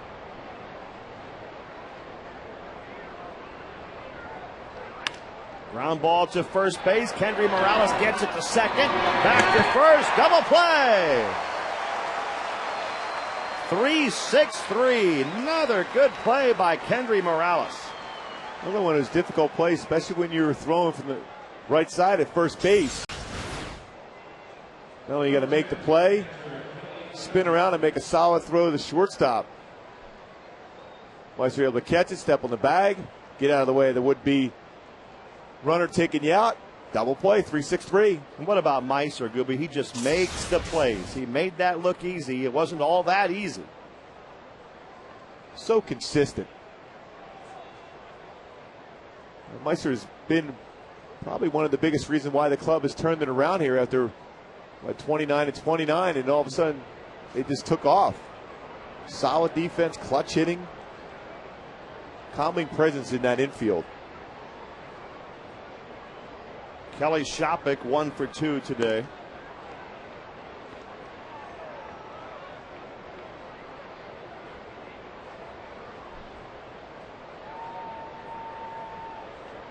If the Angels get this win, as Shopik rips one down the left field line but foul, this would be the 60th win. So the Angels would finish the first 100 games of the season 60-40. Mike Scioscia would have to feel pretty good about that, although I'll never say that, consider what the club has gone through this season.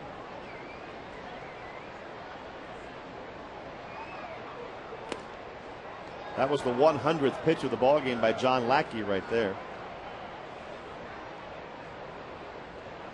Love seeing that at John Lackey. Through the pitch. Don't see him walking around that dirt on the mound. Just grabbing it, staying on that pitching rubber. Right back after the hitter. 3-1 now to Shopik.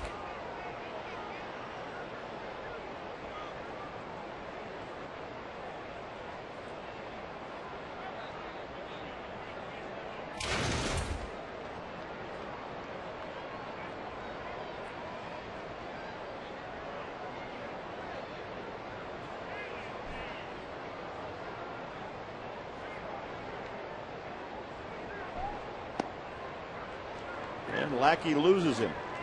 So he's walked 2 in the inning. 3 in the game, plus a couple of hit batters. Scioscia signaling to Kenny Morales is going to play behind Shopik at first base, and Kenny's going to communicate that with John Lackey so there won't be any pickoff throws at first. He's more of a defensive spot right here. You don't worry about the runner taking off to go to second. Grady Sizemore.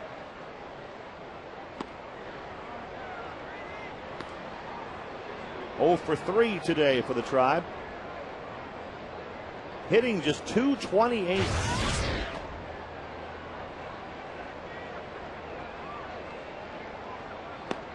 Good curveball in for a strike, 1-1. Could be John's last inning if he can get through this inning here. He's been pitching very well, but over 100 pitches. And Darren Oliver now getting up in the bullpen for the Angels. So far, solid 6 2/3 for John Lackey. And there's a fly ball towards the right field line, and it goes foul as Abreu gets over there.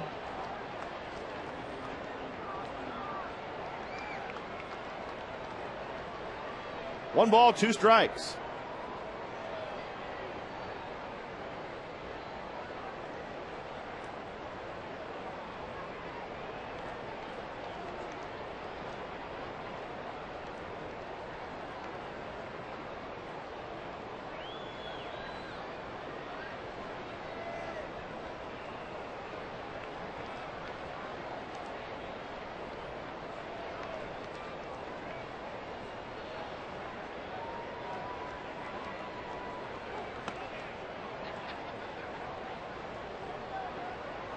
Two and two.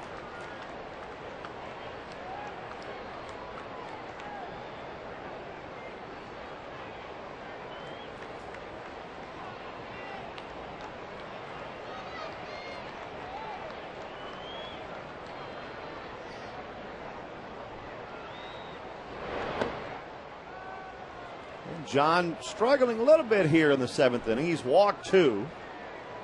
A double play helped him. Now he's 3-2 to Sizemore.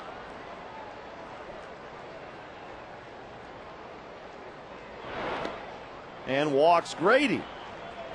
The 3rd walk of the inning given up by Lackey. 2 out, 2 on, and we'll see if Scioscia lets him face another batter. Mike's back off the steps. He's not going out, but Butcher is. In that spot right there, 3-2 count, John elected to go with the curveball against Sizemore. After the pitch before, a changeup.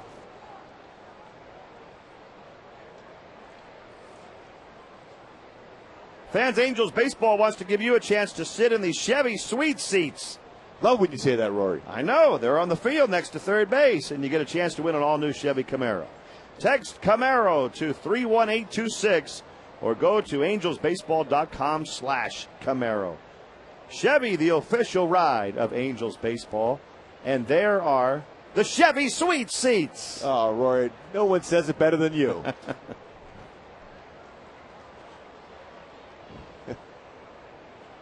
I'd like to sit in those seats sometime. That would be a great place to watch a game. That far away from the field of play. We could announce a game from there. Yeah. Cabrera fouls one away. And I'm sure it'll be about 8 line drives hitting those seats if we do that. I'm sure.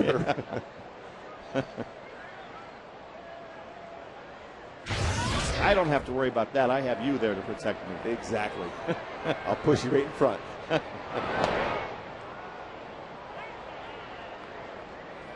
1-1 to Cabrera.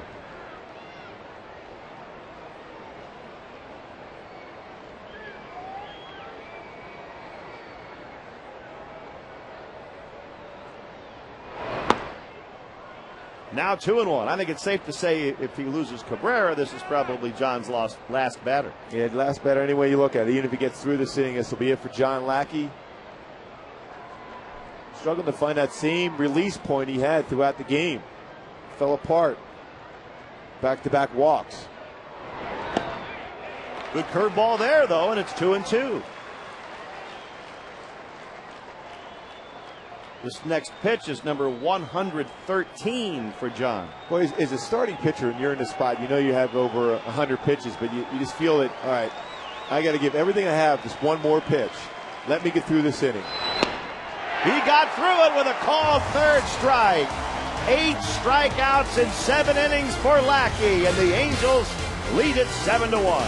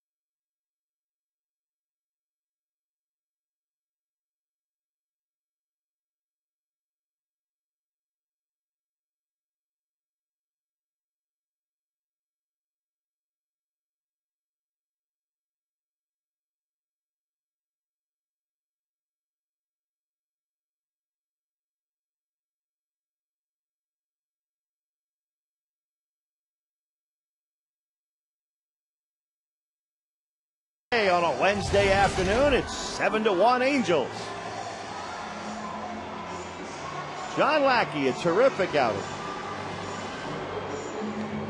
Look at this. Now, coming in the game, his last 3 starts in ERA at 1.52, and he throws 7 innings, 1-run ball. At this point, 8 strikeouts. What a pitch he threw there. Painting in the outside corner again. That's 4 strikeouts of the 8 looking. In your mind, as a pitcher, that's just good umpiring. It's great umpiring. That's knowing the zone. And a couple of ring-ups at first base, too. So the umpires have participated in the game in the right direction. Tony Sipp is back in there. He pitched last night for the Indians. And he'll pitch the bottom of the 7th inning right here with Bobby Abreu to lead off.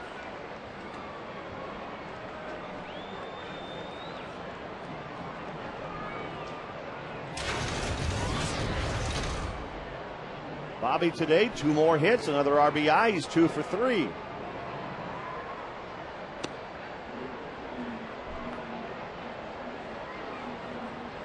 Good crowd on a warm Wednesday afternoon here. 39,196. So just under 40,000 today.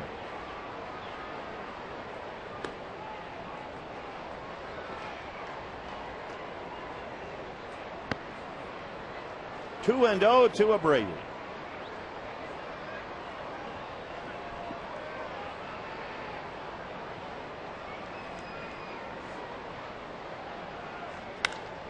Fly ball, center field. Sizemore flips the glasses down and makes the catch.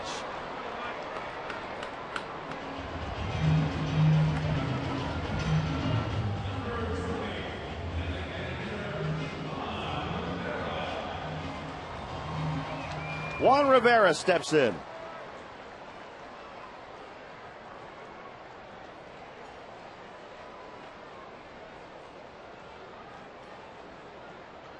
Juan's 0 for 3. He reached on an error last time up.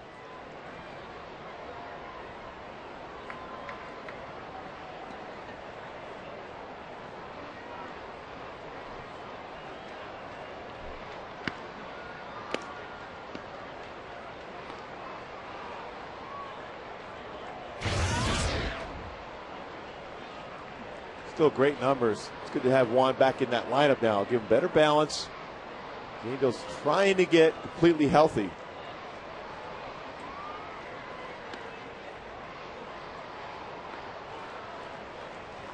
And Torrey Hunter and Vlad Guerrero increasing their baseball activities as they get closer to come back in the lineup themselves.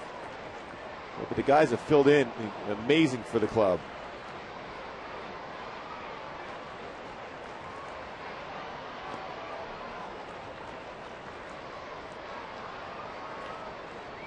Two and 1 to Rivera. The Angels' depth has been put to the test this year, and it has passed. No question about that one. From pitching staff through the everyday players, everybody Mike Socha has asked to come in has done a tremendous job.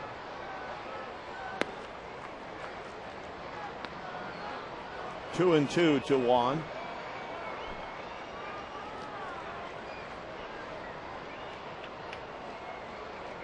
The Indians have been racking up the hits in the first couple of games of this series, but today they have only 3. The Angels have 8 hits and lead it 7-1.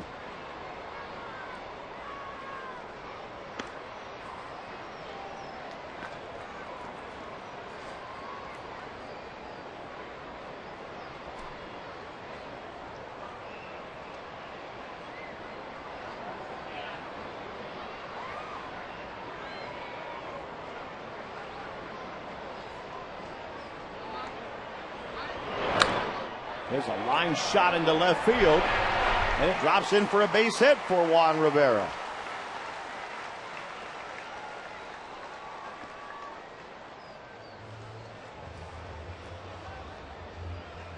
Pretty decent pitch too by Sipp. It was down, and Juan was able to get the weight shift very solid and hit into left field for a base hit. 1 out, 1 on. Kendry Morales at the plate.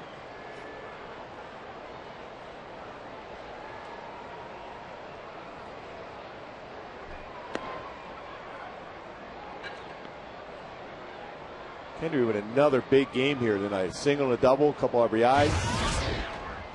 Runs scored. 60 RBIs along with 20 home runs on the season. We've seen him make some spectacular plays at first base, too. Shopik blocks the pitch in the dirt. 1-1.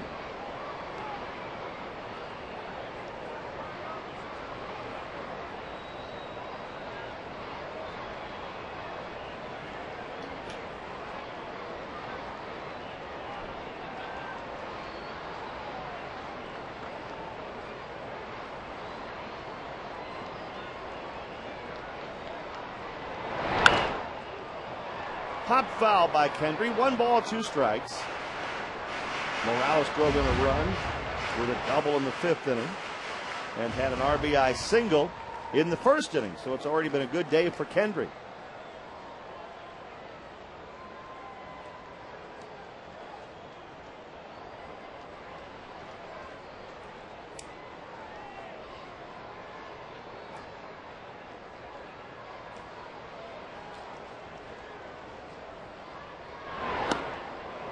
Sip, nice pitch to strike Kendry out.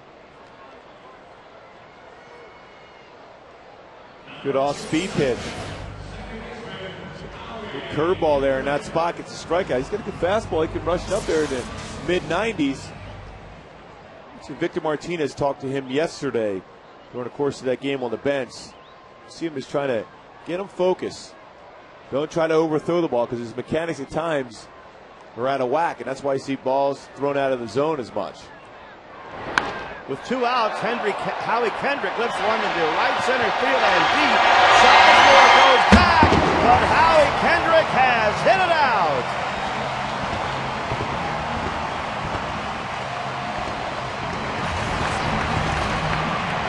Number 6 for Howie. A 2-run shot, 9-1 Angels. Well, this offense for the Angels is ridiculous. Another 9 runs. Another good inside-out swing. Drives the ball the other way. Oh, that's a big part of the ballpark here at the Big A. It was the opposite field. Howie, his 3rd hit. Mickey giving him a high five.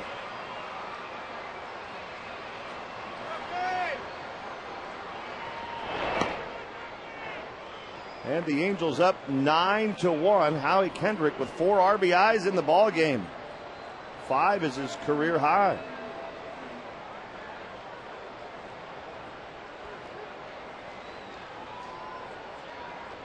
He has 5 now, actually. And that is a career high for Howie. 3 hits. The Angels have scored in the 1st, in the 5th, and now in the 7th. And Howie has driven in runs in each one of those innings. Well, we talk about who we're going to talk about to start the game, and each night it's someone different. Somebody's coming through. Last night it was Gary Matthews Jr. Today it's Howie. Of course, Kenny Morales, too, having a solid game. Each night, for Mike Socha, somebody stepping forward. Howie's been that guy today with 5 RBIs, 3 hits, including that 2-run home run. That's his part of the ballpark. He'll be right center field. 2-2 to Matthews. But he can square up the fastball with the best of them and hit it to right center. That good approach, that Robin Yount, Paul Molitor approach, inside out the fastball and hit it hard.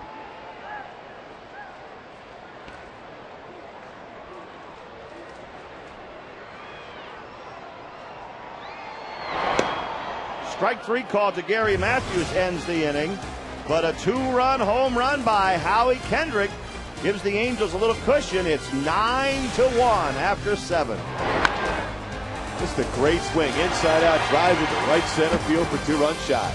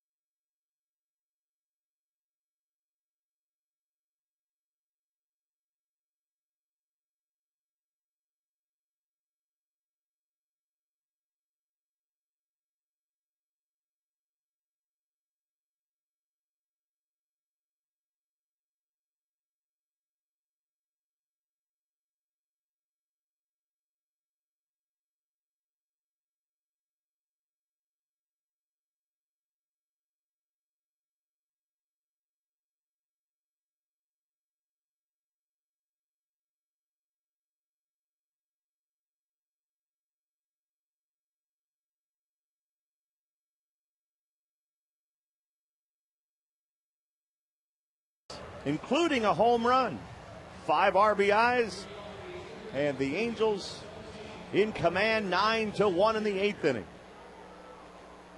As Darren Oliver takes over for John Lackey.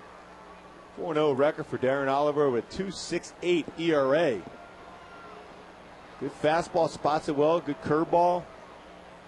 It's going to change up, but what an afternoon for John Lackey. 3 hits, the Tribe, and they've been crushing the baseball in the first 2 games in the series. Shin-Soo Choo at the plate. There's Brandon Wood. He's in the ballgame at third base now for the Angels. And the count 0-2 to Choo.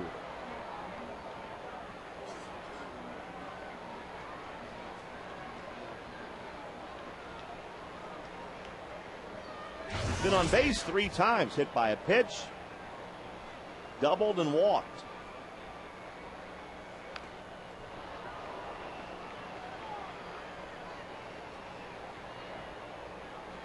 In San Francisco, the Giants are playing the Pirates today, and they're in the 10th inning.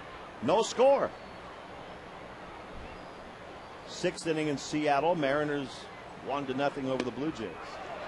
Strike 3 to Choo on the inside corner.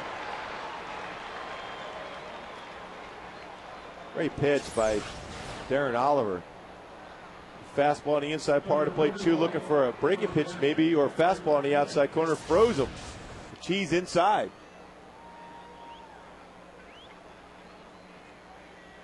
One out. Victor Martinez steps in for the Indians.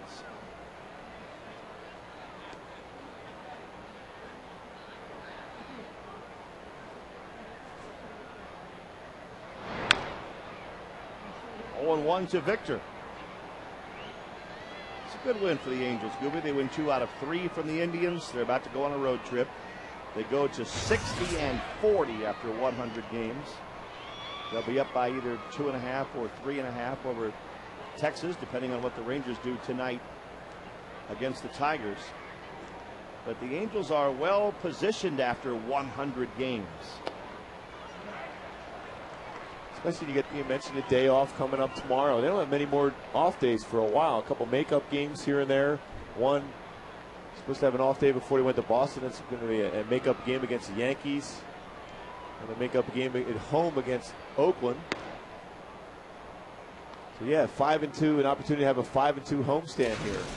After winning 3 out of 4 against Minnesota before they go to Minnesota tomorrow, they can hold on to this lead. 2 out of 3 against Cleveland. It's going to get tough. And Victor Martinez out on strikes. Back-to-back punch outs for Darren Oliver. Another good curveball. Try to be able to hold off on that one, no, but when you make that commitment on a tough breaking pitch by Darren Oliver, strikes out the first 2 batters. There are still a couple of stretches on the Angels' schedule that figure to be very tough. You look at September, just pick it up from September 11th. And from that point through the 23rd, the Angels play the White Sox, the Red Sox, the Rangers, and the Yankees. 4 very good teams, 3 of them exceptionally good in Texas, Boston, and the Yanks. So it's not all over and done yet, that's for sure. Weaver looked like he got a haircut. Got a lot off. Well, he sure I did. guess he got rid of it since 80s. The night was over with. He got rid of the long hair. So look a lot younger. Looks like a different guy almost. 2-1 to Peralta, who grounds one to shortstop. And his Turris makes the play. The Indians are gone in order in the 8th, and it's 9-1 Angels.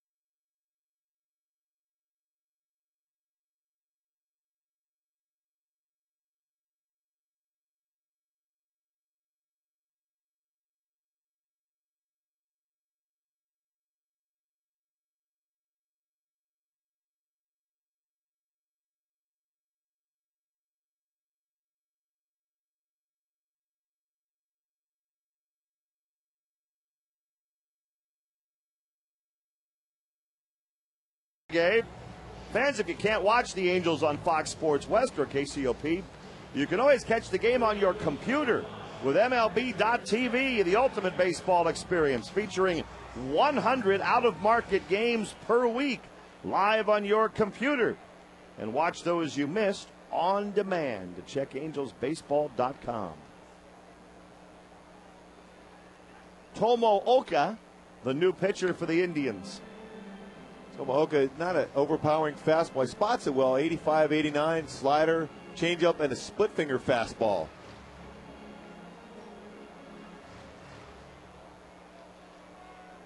He's been around for quite some time. Relies on location to get batters out. Jeff Mathis, the first batter for the Angels in the bottom of the 8th. He's 0 for 2 with a walk today. We're talking about the upcoming road trip for the Angels. The first stop, Minnesota. That series starts Friday. And that will mark the last time the Angels play in the Metrodome. And in a way, it's too bad that Torrey Hunter, who had all those great years with the Twins, cannot play in that series, because they named their all Metrodome team, and Torrey's on it.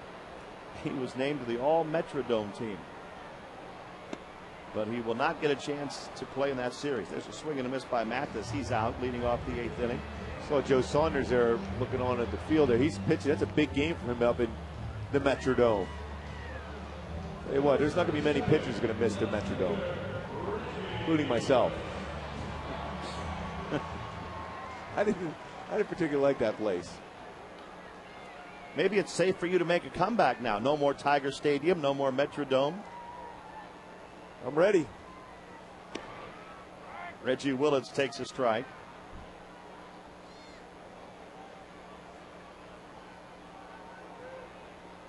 Reggie 0 for 3.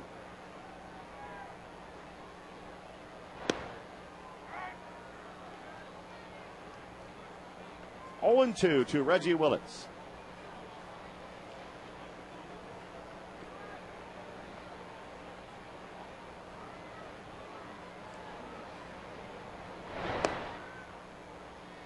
It's also good to see John Lackey pitch that type of a game, and also to have the offense respond, in which he allowed Brian Fuentes, who has had a couple tough nights in a row, to be able to relax and just clear his mind and get ready for that series up there in the Metrodome, which you know he's going to be asked and called upon to save some games. Willits fouls one down the right field line. Well, it happens to closers, and Brian's had a couple of tough ones in a row. The nice part about the game last night for the Angels is that even though Fuentes did not get the job done, they still won the game. What a job by Jason Bolger last night coming in that tough situation. Willits pops one up. Shortstop Cabrera makes the catch. 2 down in the bottom of the 8th.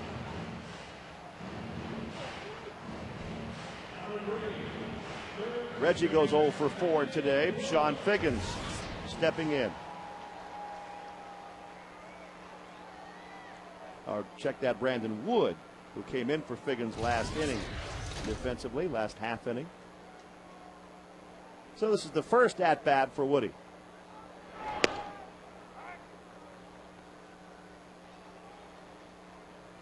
Brandon, as an Angel, has gone 4 for 25.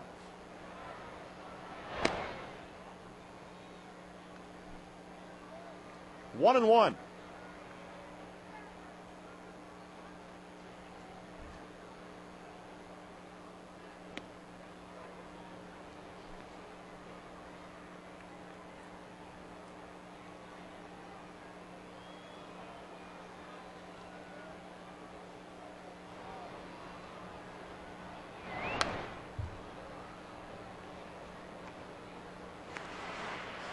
One ball, 2 strikes to Wood.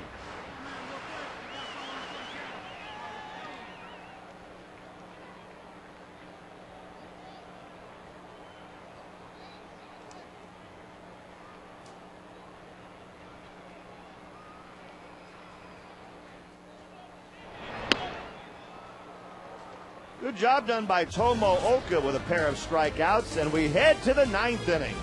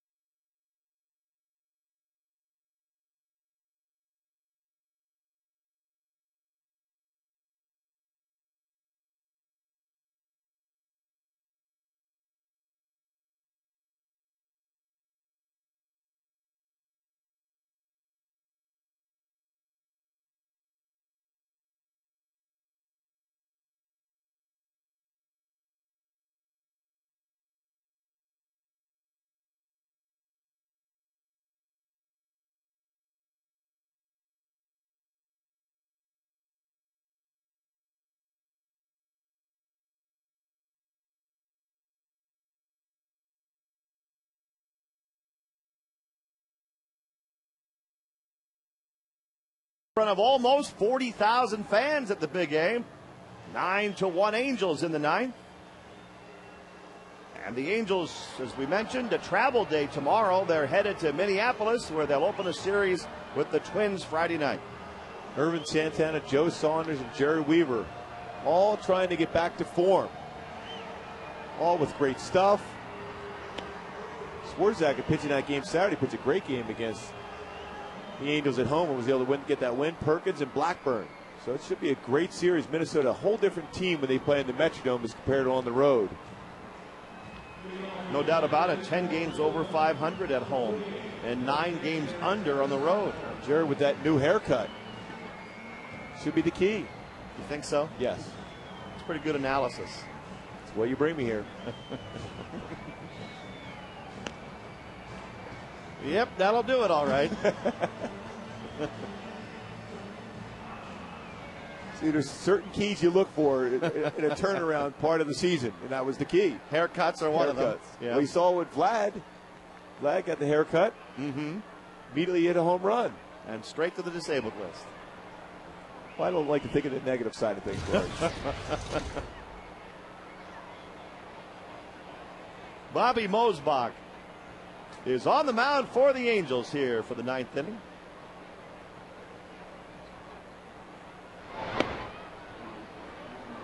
Pitching to Travis Hafner. Job by Darren Oliver, too, coming in there. 2 strikeouts in his inning.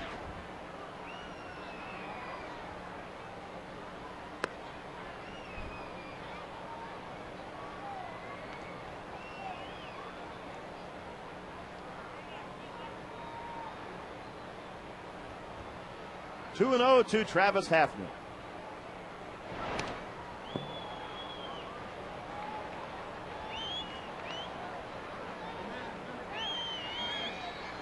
Three balls, no strikes. You're Bobby Mosbach here. You want to think of the situation. It's a 1-1 game, 2-1 game.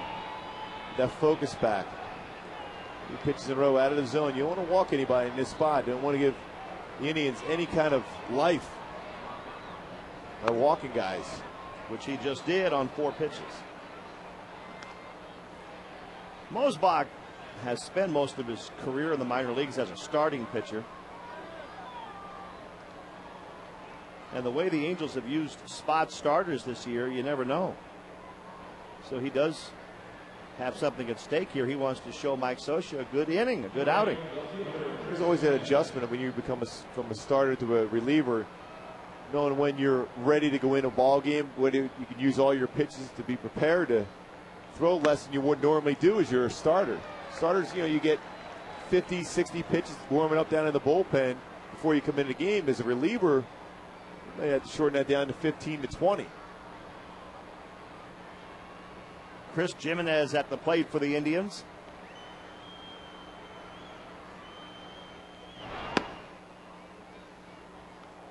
1 ball and 1 strike.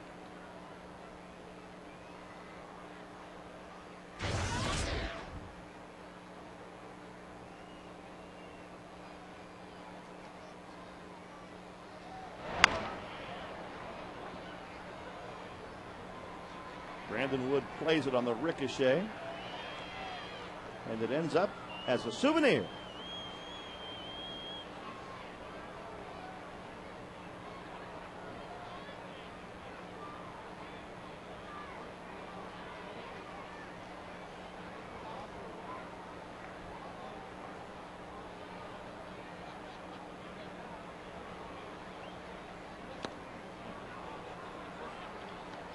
Two and two.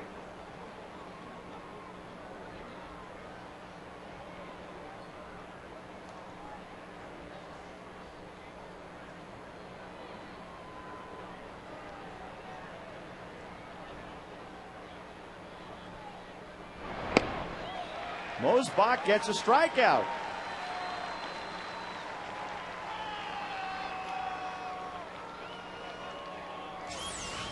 Pitch here by Mosbach. Pick up slider to get the strikeout.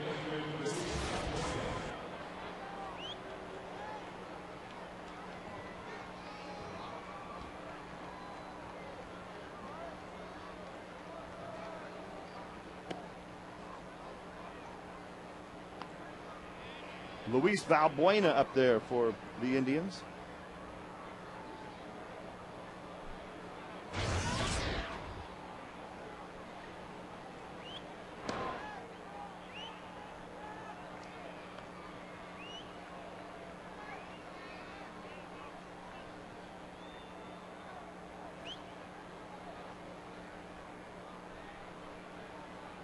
Valbuena hit into a double play his last time up. 3-0.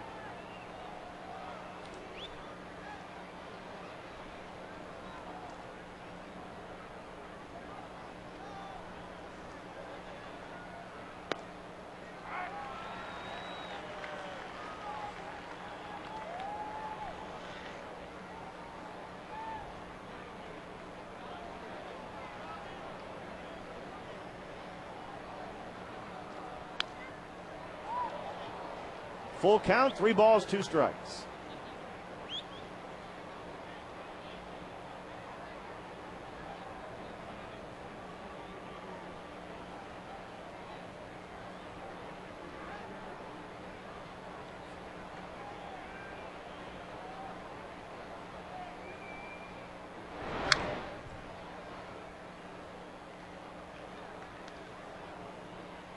The Angels are on the verge of making it 10 wins in their last 12 games.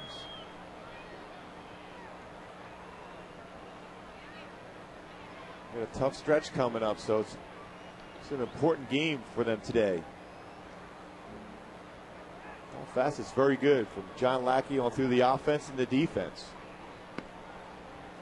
Mosbach walks his second batter of the inning. Mathis going out to say, hey, we have an 8-run lead. Let's just throw strikes. And now Mike Butcher going out. No question saying the same thing. Is trust the movement on your fastball, work ahead, and then finish off with your secondary pitches. But you got to get ahead and not fall behind. Shane Luke's getting up in the bullpen just in case.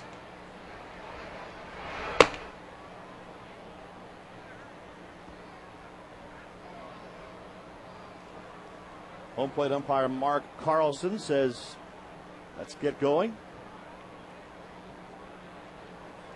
As Kelly Shopik steps in, 1 for 2 with a walk today.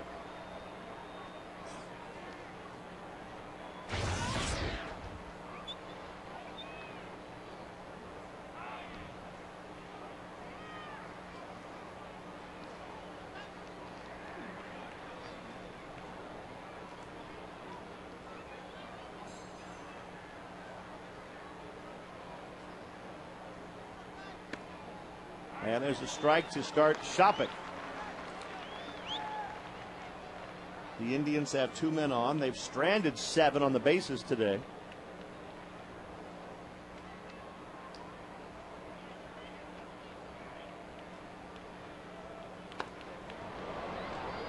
1-1. And Bobby Mosbach has thrown 18 pitches, only 7 strikes.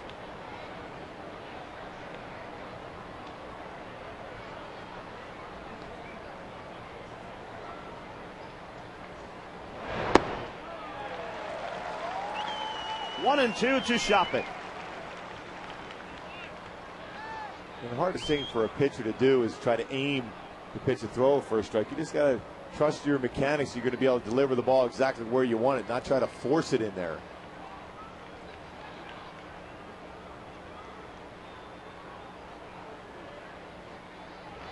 Whoa. That one goes over the head of Shopik and to the backstop. A wild pitch moves runners up to second and third. So Mosbach's definitely struggling a little bit here in the 9th inning. Thinking that was supposed to be some kind of an all-speed pitch. It's one of those pitches where it just got underneath it. And he's aiming it, trying to force the pitch through instead of just getting his balance over the pitching rubber and delivering the pitch. And now a full count to Shopik. Well, you're right. This is the only way the Indians might feel like they have life in this game, if they start getting some free passes and get the bases moving a little bit. A walk here would load them up.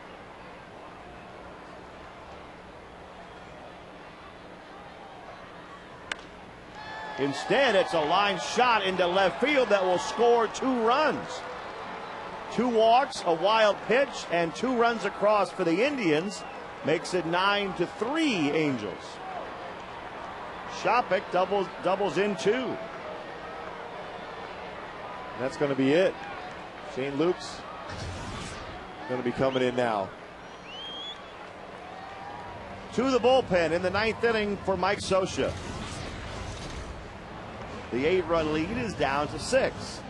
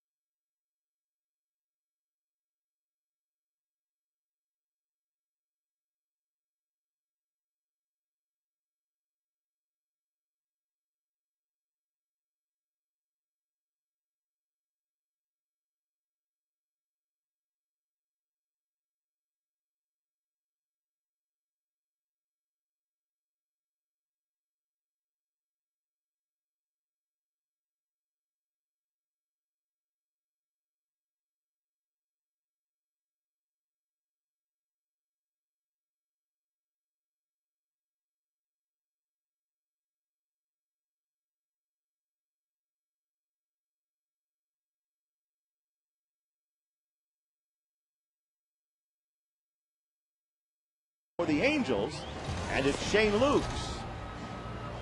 The Indians have scored a couple of times.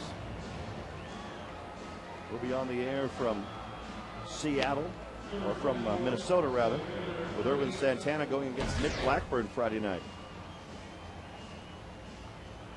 Shane Luke's a good sinking fastball, curveball, slider, changeup. Got to get ahead of the count here. That batter's got to face here in Grady Sizemore too. Into that part of the lineup where you get a little bit of stress going on against this Cleveland Indian team. Top of the order up here for the Indians, Grady Sizemore.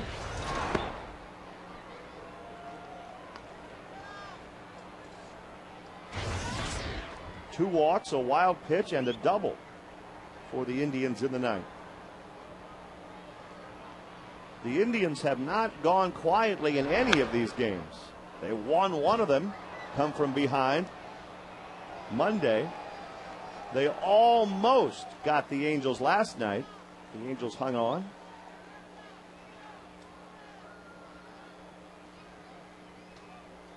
The Tribe with 2 in the 9th here today. They've scored in the 9th inning of every game in this series.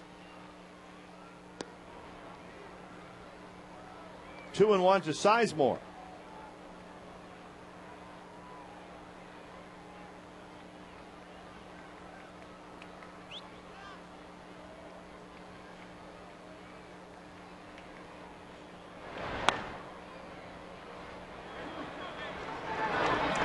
And there's the second out of the inning. You get out a lot of Shane Luke's ground balls.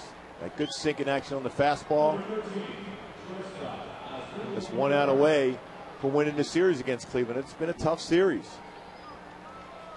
The Indians have a runner at third, but now with 2 outs in the 9th, and as Asdrubal Cabrera at the plate for Cleveland.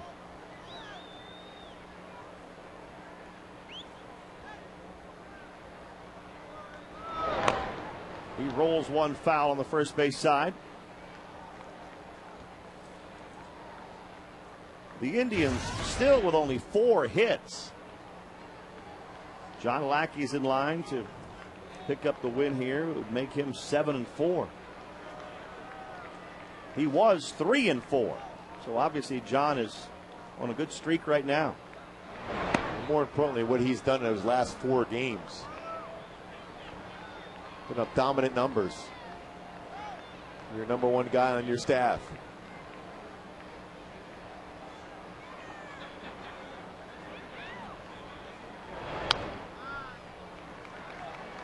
And the Angels now 1 strike away from winning 2 out of 3 from the Tribe.